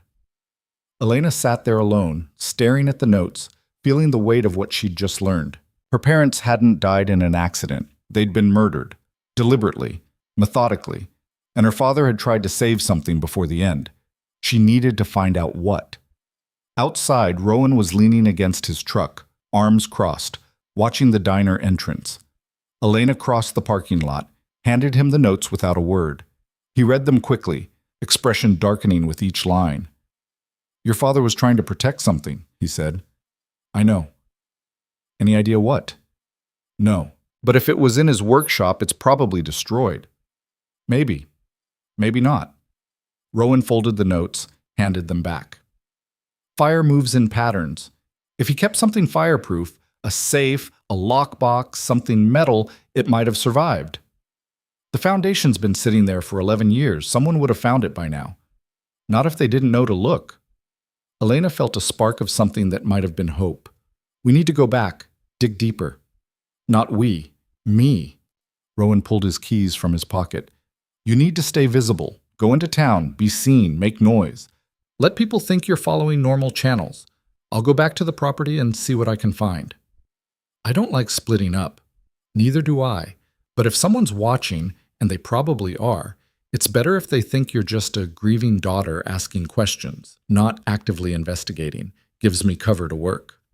He was right, but that didn't make her feel better about it. Fine, she said. But you call me if you find anything, and if anyone shows up, I'll handle it. That's what I'm afraid of. Rowan almost smiled. I'll be careful. You too. They drove back separately, Rowan peeling off toward the cabin while Elena continued into Fairview. She parked on Main Street and forced herself to walk into the coffee shop like she had every right to be there, like she wasn't carrying evidence of murder and conspiracy in her coat pocket. The barista was young, friendly, completely uninterested in anything beyond taking her order. Elena got a latte and sat by the window, watching the street. Normal life, people running errands, grabbing coffee, complaining about the weather. None of them knew what was happening right under their noses. Or maybe they did and just didn't care. Her phone buzzed. Text from a number she didn't recognize. Stop asking questions. Elena stared at the screen. Her hands started shaking. She looked up, scanned the coffee shop. Nobody was watching her. Nobody seemed to care. But someone knew. Someone was paying attention. Another text. You're in over your head. Leave while you still can. Elena's jaw clenched. She typed back. Who is this? The response came immediately. A friend. Last warning. Then nothing. Elena wanted to throw the phone across the room. Instead, she took a breath, saved the number, and forwarded the texts to Rowan. Then she went back to drinking her overpriced latte and pretending she wasn't terrified. An hour later, her phone rang. Rowan. Found something, he said without preamble. What? Get back here. You need to see this. Elena left money on the table and practically ran to her SUV. The drive felt endless. Every minute stretched into 10. She kept checking the rearview mirror, convinced someone was following her, but the road stayed empty. When she finally pulled up to the cabin, Rowan was waiting outside, covered in soot and snow. Where? She demanded. Foundation. Northeast corner, about 4 feet down. He led her across the property, past the main clearing to a section they hadn't excavated yet. A hole gaped in the frozen ground, maybe 5 feet deep, and at the bottom, a metal box. Small, maybe the size of a shoebox, blackened from fire but intact.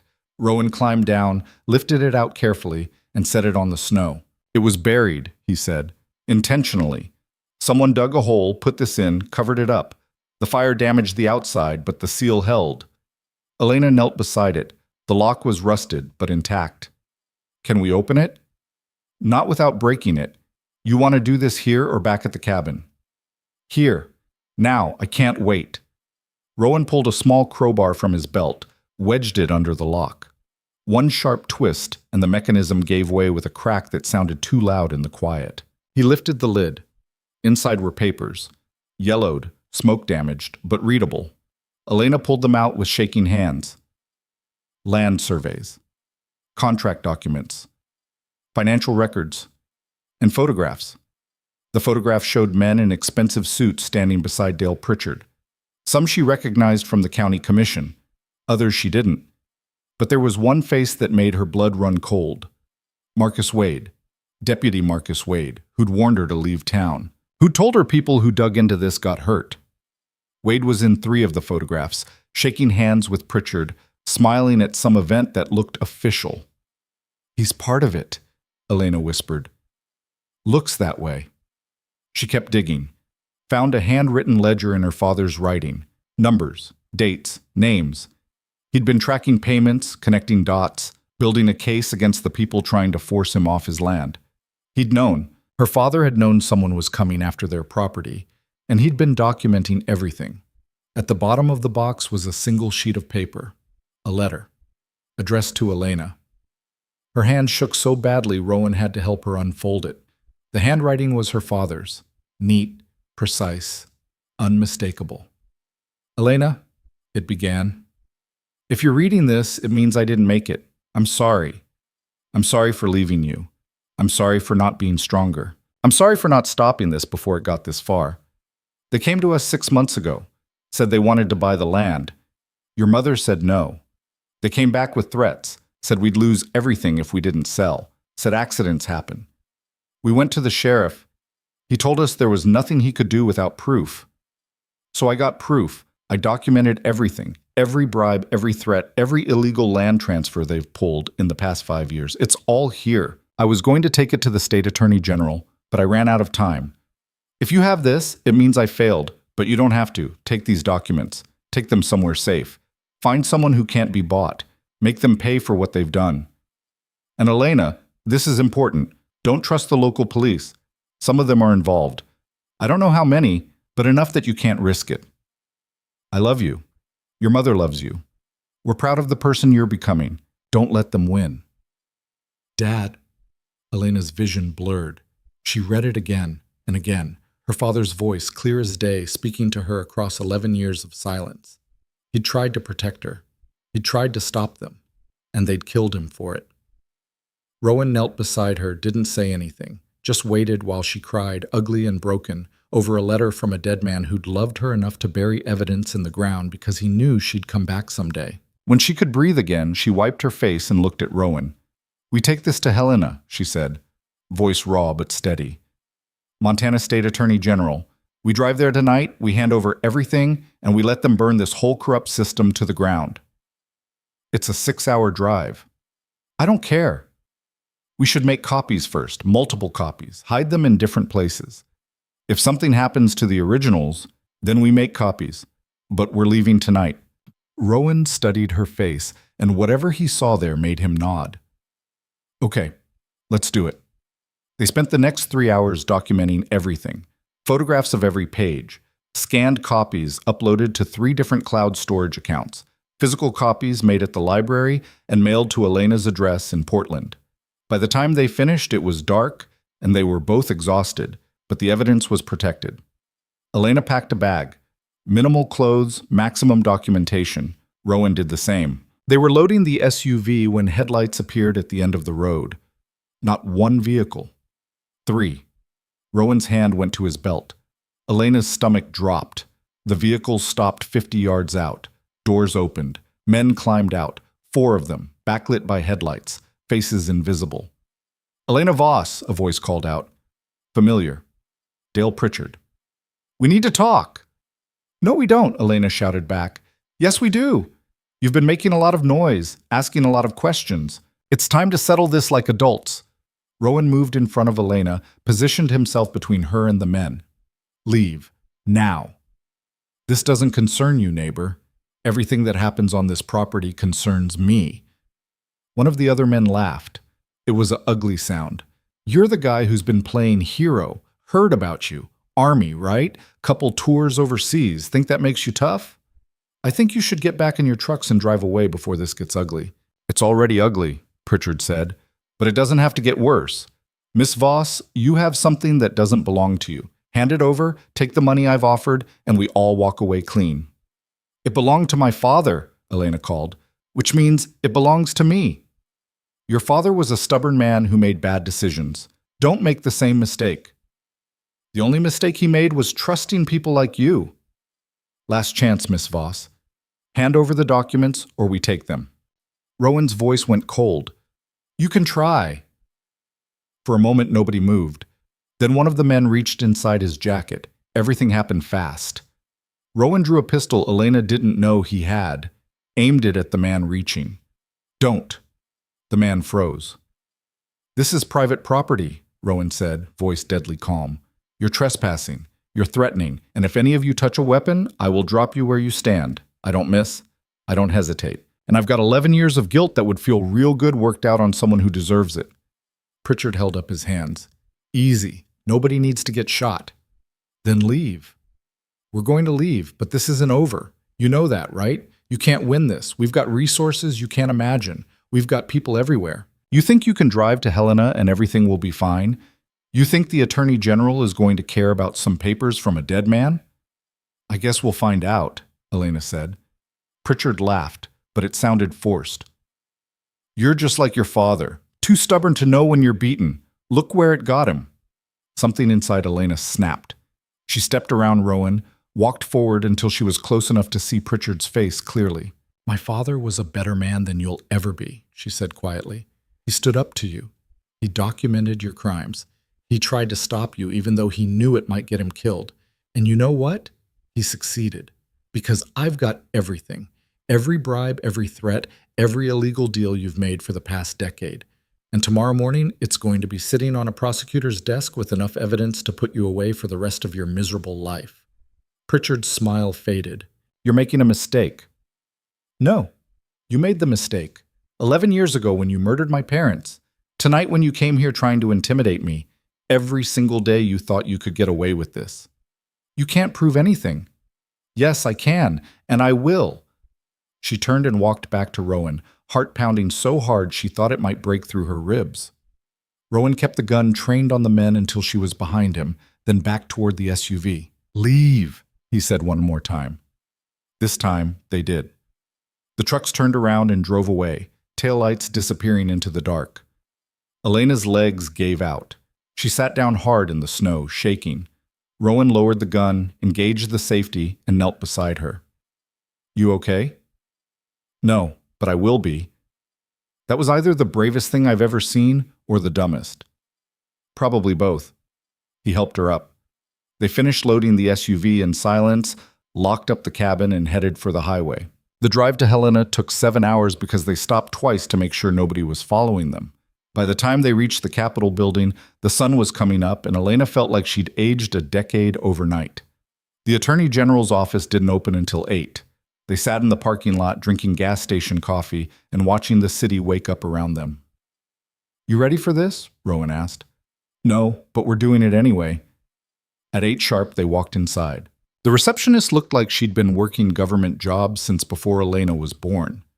Gray hair, reading glasses on a chain, the kind of patient exhaustion that came from dealing with angry citizens who thought their problems were the most important thing in the world. Help you? She asked without looking up from her computer. We need to speak to someone about filing a criminal complaint, Elena said. Murder, fraud, corruption. We have evidence. That got her attention. The woman's fingers stopped typing.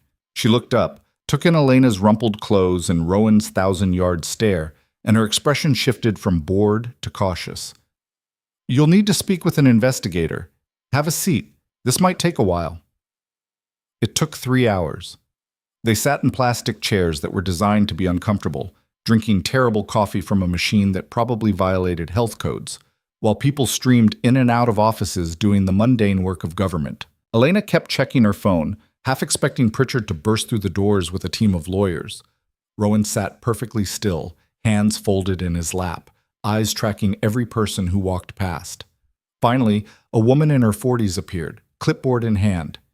Elena Voss? They followed her down a hallway into a small conference room. The woman introduced herself as Investigator Rebecca Marsh, Montana Department of Justice, and asked them to start from the beginning. So they did. Elena talked for 90 minutes straight, walking through everything: the fire, the property, the documents, Pritchard's threats, her father's letter. She laid out the evidence piece by piece, watching Marsh's expression grow progressively darker. Rowan filled in the gaps about the surveillance job, the men he'd seen that night, the years he'd spent watching the property. When they finished, Marsh sat back in her chair and was quiet for a long time. This is a lot, she said finally. I know. You understand what you're alleging here? County-level corruption, conspiracy to commit murder, fraud spanning nearly a decade. These are serious charges. I understand. That's why I'm here. Marsh picked up one of the photographs, Pritchard and Wade together at some ribbon-cutting ceremony. You're saying a sitting county commissioner and multiple law enforcement officers are involved? Yes. And you have documentation to support this. Elena pushed the metal box across the table. Everything's in there. Plus, we have digital copies stored in 3 separate locations. Bank statements showing payments from Mountain Vista Holdings to county officials, emails discussing land acquisitions, my father's ledger tracking bribes and threats, and testimony from Tom Breslin, the fire marshal who was coerced into ruling the fire accidental. Breslin's retired, living in Arizona. He'll talk if you subpoena him. He's got grandkids to protect, but he's also got a conscience. He gave us his notes from the original investigation. Marsh started going through the documents methodically. She didn't say anything, just read and photographed and occasionally made notes on her legal pad. An hour passed, then another. Elena's coffee went cold. Her legs started bouncing with nervous energy until Rowan put a hand on her knee and she forced herself to stop. Finally, Marsh looked up. I need to make some calls. This is going to involve the FBI, financial crimes, possible RICO violations, interstate conspiracy. It's going to get complicated fast. So you believe us? Elena asked. I believe you've got enough here to warrant a full investigation. Whether it holds up in court is another question, but that's not your problem anymore. That's ours. Marsh closed the folder. I need you both to stay available. Don't leave the state. Don't talk to anyone about this. And for the love of everything, don't go back to Fairview until we've secured the scene. How long will that take? Could be days. Could be weeks. These things move slow. People died, Elena said, voice cracking. My parents died. And the people who killed them have been walking around free for 11 years. How much slower can it possibly move? Marsh's expression softened. I know it's frustrating, but if we rush this, if we make mistakes, they walk anyway. Defense lawyers will tear apart a sloppy investigation. We need to do this right. Elena wanted to scream, wanted to flip the table, wanted to do something other than sit here and wait while bureaucracy ground forward at the speed of continental drift. But she nodded, because what else could she do? We'll wait, she said. But not forever. That's fair. Marsh stood, shook both their hands. You did the right thing coming here. I know it doesn't feel like much right now, but you started something today that can't be stopped. That matters. They walked out into the Helena morning feeling hollowed out and wired at the same time. The sun was bright, the air was cold, and the world kept turning like nothing had changed even though everything had. Now what? Elena asked. Now we find a motel and sleep for about 12 hours, Rowan said. Then we figure out the rest. They found a place off the interstate, the kind of motel that charged by the week and didn't ask questions. 2 rooms. Elena collapsed on the bed fully clothed and was asleep before her head hit the pillow. She woke to her phone ringing. For a disoriented moment, she couldn't remember where she was or why she was wearing jeans in bed. Then it all came rushing back. The phone kept ringing. Unknown number. She answered. Hello? Miss Voss, this is Sarah Kendrick. Elena sat up fast. How did you get this number? I'm a notary. I know how to find people. Sarah's voice was shaking. I need to talk to you. In person. It's important. I'm in Helena. I know. I can be there in 2 hours. There's a coffee shop on Last Chance Gulch near the cathedral. Meet me there. Why should I trust you? Because I should have helped you before and I didn't. And I've spent the past 2 days hating myself for it. Because I have information you need. And because if I don't do this now, I'm going to spend the rest of my life knowing I was complicit in murder. The line went dead. Elena stared at the phone. It could be a trap. Could be Pritchard trying to find out what she'd told the Attorney General. Could be a dozen different things, none of them good. She called Rowan. He answered on the first ring, voice alert despite the fact that he'd probably been asleep 30 seconds ago. What's wrong? Sarah Kendrick wants to meet. 2 hours. Coffee shop downtown. Don't go. I have to. Elena, she said she has information. What if it's something that helps the case? What if it's something we missed? What if it's a setup?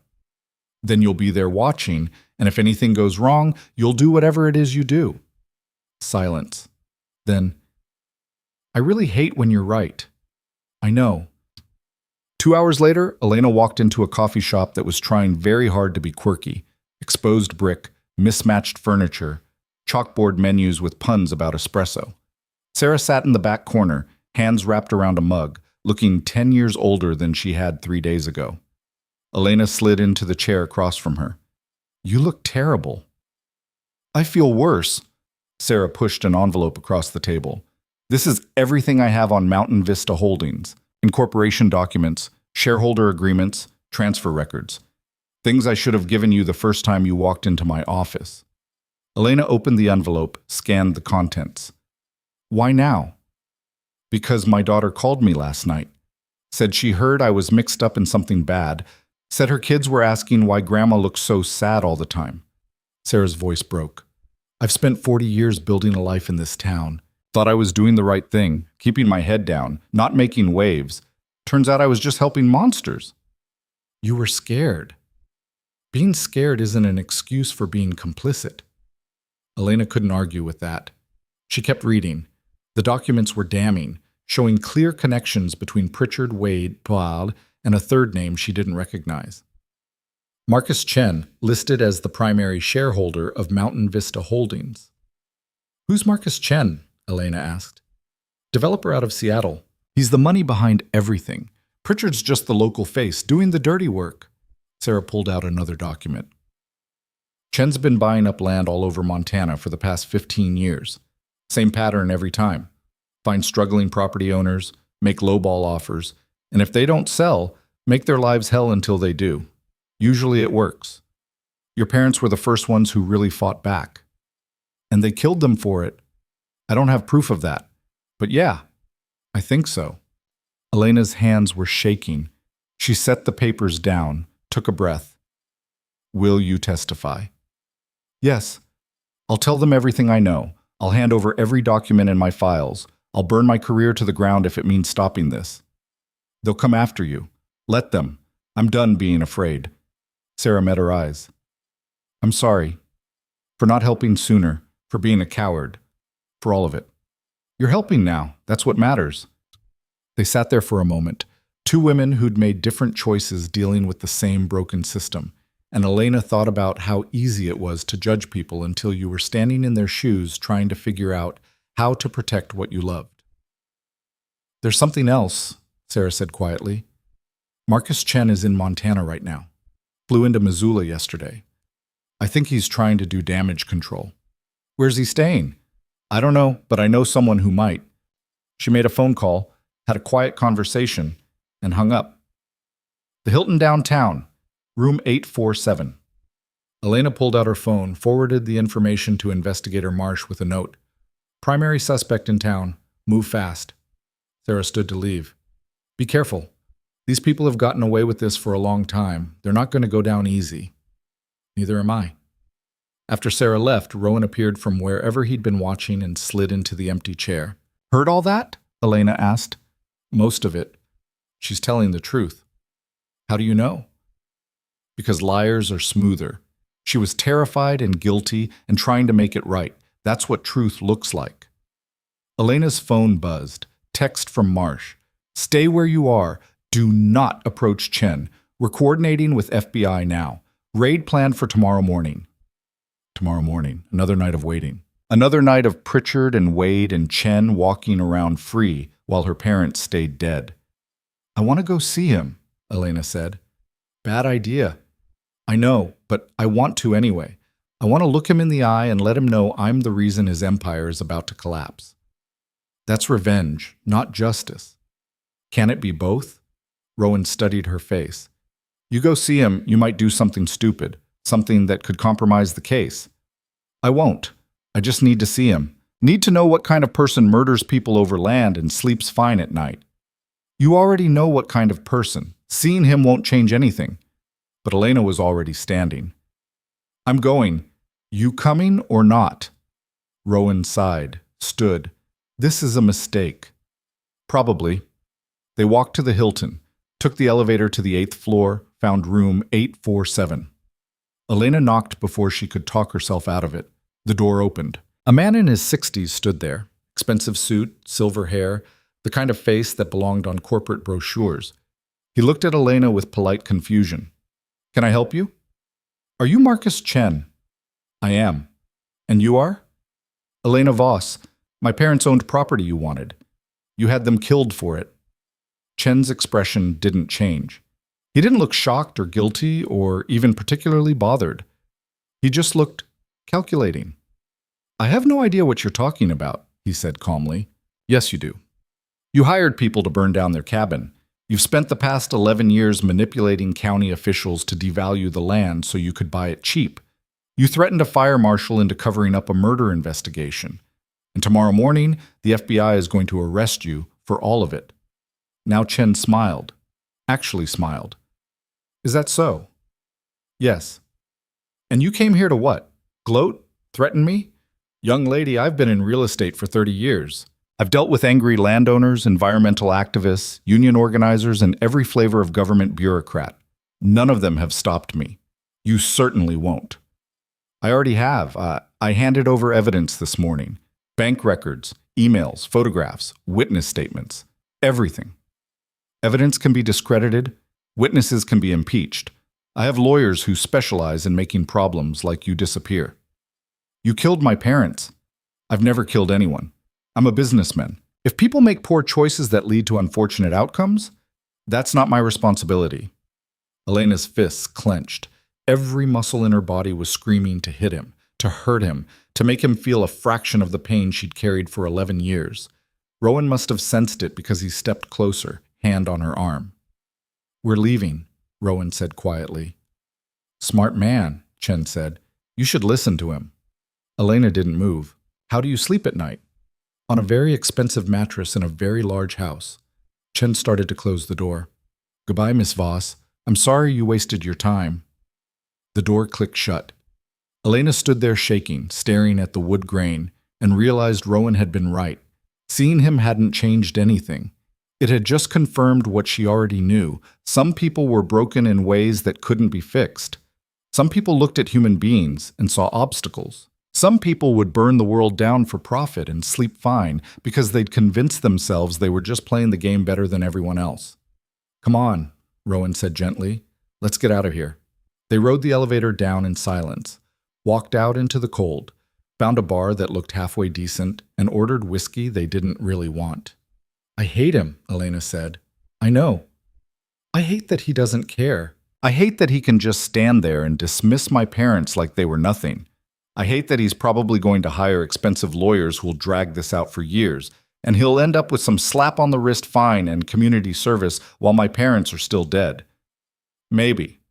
Or maybe the FBI has him dead to rights and he's going down hard. You don't know yet. I want him to suffer. He will. Even if he beats the criminal charges, his business is done. Every deal he's ever made will be investigated. Every partner will abandon him. He'll spend the rest of his life fighting legal battles and watching everything he built collapse. That's its own kind of suffering. Elena knew he was right, but right now, sitting in a bar in Helena, drinking whiskey and waiting for justice that might never come, it didn't feel like enough. Her phone buzzed. Marsh. Need you both at the federal building, 8 a.m. tomorrow. Bring everything you have. Elena showed Rowan the text. He nodded, finished his drink. One more night, he said. One more night. They went back to the motel. Elena tried to sleep, but couldn't. She lay in bed staring at the ceiling, thinking about her father's letter, about fires that never stopped burning, about all the ways people justified terrible things to themselves. At some point, she must have dozed off because she woke to Rowan knocking on her door. Light was streaming through the curtains. Morning, they drove to the federal building and found it swarming with activity. FBI vehicles, state police cars, people in suits moving with purpose. Marsh met them at the entrance, looking like she hadn't slept. We executed warrants at 4 a.m., she said. Pritchard, Wade, Chen, and 6 others. Froze Mountain Vista Holdings assets. Seized records from the county offices. It's a mess, but it's happening. Did they arrest Chen? Elena asked. He's in custody. Tried to board a private jet at 5 this morning. We picked him up on the tarmac. Elena felt something loosen in her chest. He ran. They always run. Makes our job easier. Marsh led them inside, through security, up to a conference room where a team of investigators was sorting through boxes of documents. We're going to need your statements, detailed ones. This could take hours. We've got time. It took most of the day. Elena walked them through everything again, this time with 3 FBI agents taking notes and asking questions that got progressively more detailed. Rowan did the same. They brought in Tom Breslin via video call from Arizona. Sarah Kendrick arrived in person, looking terrified but determined. By the time they finished, it was dark outside and Elena felt wrung out. Marsh found them in the hallway. You can go. We'll call if we need anything else. But I wanted you to know, what you did matters. This investigation is going to take down an entire corruption network. People are going to prison. Land is going to be returned to rightful owners. None of that happens without you." "Thank you," Elena said, and meant it. They walked out into the Helena night. Elena's phone buzzed again, her mother's care facility. She answered, already knowing what they were going to say. She'd missed 2 payment deadlines. They were sorry, but they couldn't continue care without payment arrangements. "I understand," Elena said quietly. "I'll figure something out." She hung up, stood there on the sidewalk with Rowan beside her, and felt the weight of everything crash down at once. She'd won. They'd actually won. The bad guys were going to prison. Justice was happening, and she still couldn't pay her mother's bills. "What's wrong?" Rowan asked. She told him, all of it. The mounting debt, the impossible choices, the fact that even with everything they'd accomplished, she was still going to lose her mother to a system that measured human worth in dollars and cents. When she finished, Rowan was quiet for a long time. Then he said, "How much do you need?" "I'm not taking your money." "How much?" "Rowan." "Elena." "How much?" She told him. 6 months of care up front, $28,000. Rowan pulled out his phone, made a call. "Yeah, it's me. I need to liquidate some investments. How fast can you move?" "Tomorrow works. Wire transfer to, He looked at Elena. She gave him the facility's information, still in shock. He repeated it, confirmed, hung up. "Done," he said. "I can't accept that." "You're not. I'm paying a debt." "You don't owe me anything." "I owe you 11 years. His voice was rough. "I owe you for every day I stayed away when I should have come forward. I owe you for the life you had to rebuild alone. Money doesn't fix that, but it's what I've got." Elena's eyes burned. "Why do you even have that kind of money?" "Army pension. Inheritance from an aunt I barely knew. Never spent much because there was nothing I wanted to buy. Turns out it's useful for something after all." She wanted to argue, wanted to tell him to keep his money, that she'd figure it out on her own like she always had. But she was tired of pretending she didn't need help, tired of carrying everything alone. "Thank you," she whispered. He nodded, looked uncomfortable with the gratitude, and changed the subject. "You staying in Montana?" "I don't know. I don't have a job to go back to. Quit before I came here. Don't have an apartment anymore either. Gave notice when I thought this would be a 3-day trip." She laughed, but it sounded broken. "I've got nothing waiting for me in Portland." "What about here?" "What about it?" "Property's yours. Free and clear, once the investigation wraps up. 40 acres, cabin foundation that could be rebuilt. Might not be the worst place to start over." Elena looked at him. "You asking me to stay?" "I'm saying it's an option. If you wanted." "Why would I want to stay in the town where my parents were murdered?" "Because it's also the town where you fought back and won. Because running away doesn't change what happened. Because maybe, and I know this sounds crazy, maybe the best way to honor their memory is to build something good on the land they loved." Elena thought about that, about her father's letter, about her mother's refusal to sell, about all the years she'd spent avoiding this place because it hurt too much to face. Maybe it was time to stop avoiding. "I'll think about it," she said. 3 months later, Elena stood in the clearing where her family's cabin had been and watched construction crews pour the new foundation. The legal proceedings had moved faster than anyone expected. Chen had tried to fight the charges, but the evidence was overwhelming. He'd taken a plea deal, 15 years, no parole. Pritchard got 12. Wade got 8. Others got lesser sentences, fines, and permanent bans from public office. Mountain Vista Holdings had been dissolved. The land acquisitions were being unwound. Families who'd been forced to sell were getting their properties back. It wasn't perfect, but it was justice. And that was more than most people got. Elena's property had been cleared of all claims. The boundary dispute evaporated. She owned 40 acres free and clear, no liens, no complications. She'd hired a local contractor to rebuild, not the same cabin, but something new, bigger, stronger, the kind of place that could withstand Montana winters and maybe, eventually, feel like home. Rowan walked up beside her, 2 cups of coffee in hand. He'd been helping with the construction when he wasn't working his own land. They'd fallen into a routine over the past months, breakfast together, separate work during the day, dinner together, an evening spent not talking about anything important because they'd both learned that silence could be comfortable.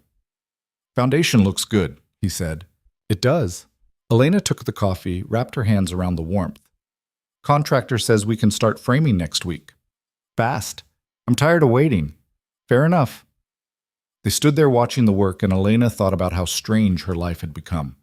3 months ago, she'd been a teacher in Portland with crushing debt and no plan beyond survival. Now she was a landowner in Montana, building a cabin with money from a property sale she'd finally been able to make on her own terms to a legitimate buyer. Her mother's care was covered for the next 2 years. The school in Fairview had offered her a teaching position starting in the fall. Turned out they needed someone who could handle high school English, and Elena's credentials were solid. She'd said yes. "I talked to my mom's doctor yesterday," Elena said. "She's not going to get better. But she's stable, comfortable. That's all I can ask for."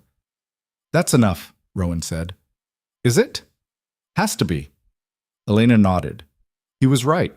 You couldn't fix everything. You couldn't bring back the dead or undo the past. You just kept moving forward and tried to build something that mattered. "What about you?" she asked. "What are you going to do now that you're not spending every waking moment watching my property?" "Haven't decided yet. Might rebuild my cabin too. It's getting cramped with all your stuff everywhere." She'd been staying with him while her place was being built. It had started as temporary and somehow become less temporary as time went on. Her clothes in his closet, her books on his shelves, her coffee mug next to his at the sink. "I could move my stuff," she offered. "Didn't say I minded." They looked at each other. Elena felt something shift between them, a question that had been hanging in the air for weeks, maybe months, finally demanding an answer. "Rowan, I know." "You don't even know what I was going to say." "Yes, I do. You were going to ask what this is, what we're doing, where it's going." "And?" He was quiet for a moment, staring at the construction site, at the new foundation being built on the bones of the old. Then he said, "I spent 11 years punishing myself for not being fast enough, for not saving your parents, for showing up at the worst moment instead of the right one. And I convinced myself that staying away from you was noble, that watching from a distance was enough. It was more than most people would have done. It was cowardice dressed up as protection. I was afraid that if you knew me, really knew me, you'd see what I saw. Someone who failed when it mattered most." He turned to face her fully. "But you've seen all of it, the worst parts, the broken parts. And you're still here, still drinking coffee with me, still building a life in the same place I am." "What are you saying?" "I'm saying I don't want to watch from a distance anymore. I don't want to punish myself for the past. I want to be here, with you, if you'll have me." Elena's heart was hammering. "That's the most words I've ever heard you say at once. Is that a yes or a no?" She set down her coffee, reached out, took his hand. His fingers were rough and warm and real. "It's a yes," she said. He smiled, actually smiled, full and genuine, and it transformed his face into something younger, lighter, something that looked like hope. They stood there holding hands while the construction crew worked, and the Montana sun climbed higher, and the world kept turning. Elena thought about her father's letter, about fighting for what mattered, about not letting them win. They hadn't won. She'd come back, she'd fought, she'd built something from the ashes, and maybe that was enough. Maybe that was everything. 6 months later, the cabin was finished. Elena stood in the living room, wide windows facing the mountains, wood stove in the corner, furniture she'd picked out herself, and felt something she hadn't felt in years. Home. Not the place she'd left, not the memory she'd been running from, but something new, something that was entirely hers. Rowan was in the kitchen making dinner. They'd decided to move in together officially last month, after Elena's cabin was done, and they realized neither of them wanted to sleep in separate houses anymore. His place had become storage. Hers had become theirs. "Food's ready," he called. They ate at the table her contractor had built from reclaimed timber, some of it from the original cabin, salvaged and cleaned and given new purpose. Elena had cried when he'd shown her. Good tears, for once.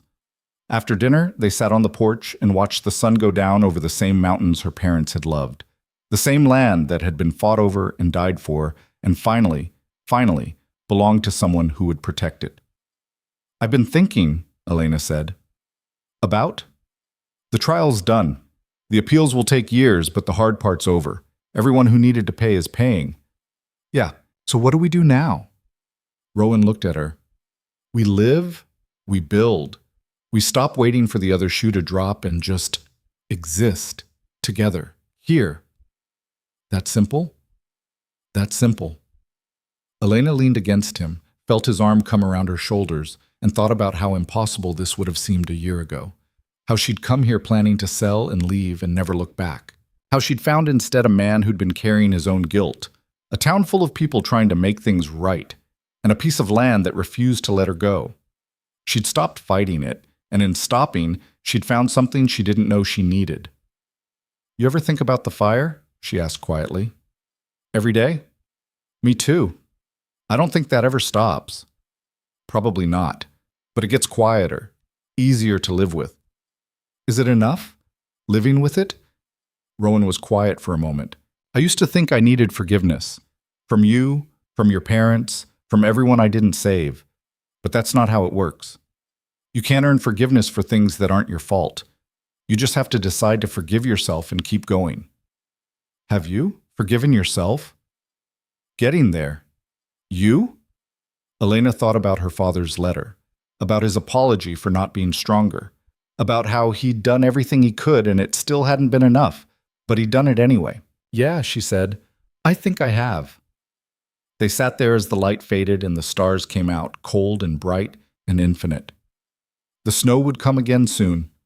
Winter never really left Montana, just took breaks between storms. But Elena wasn't afraid of the cold anymore. She had a home. She had Rowan. She had a life that was hers.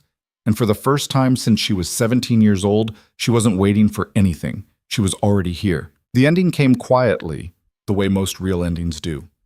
Not with fireworks or grand declarations, but with the simple choice to stay, to build, to turn pain into purpose and loss into something that looked, if you squinted, like victory.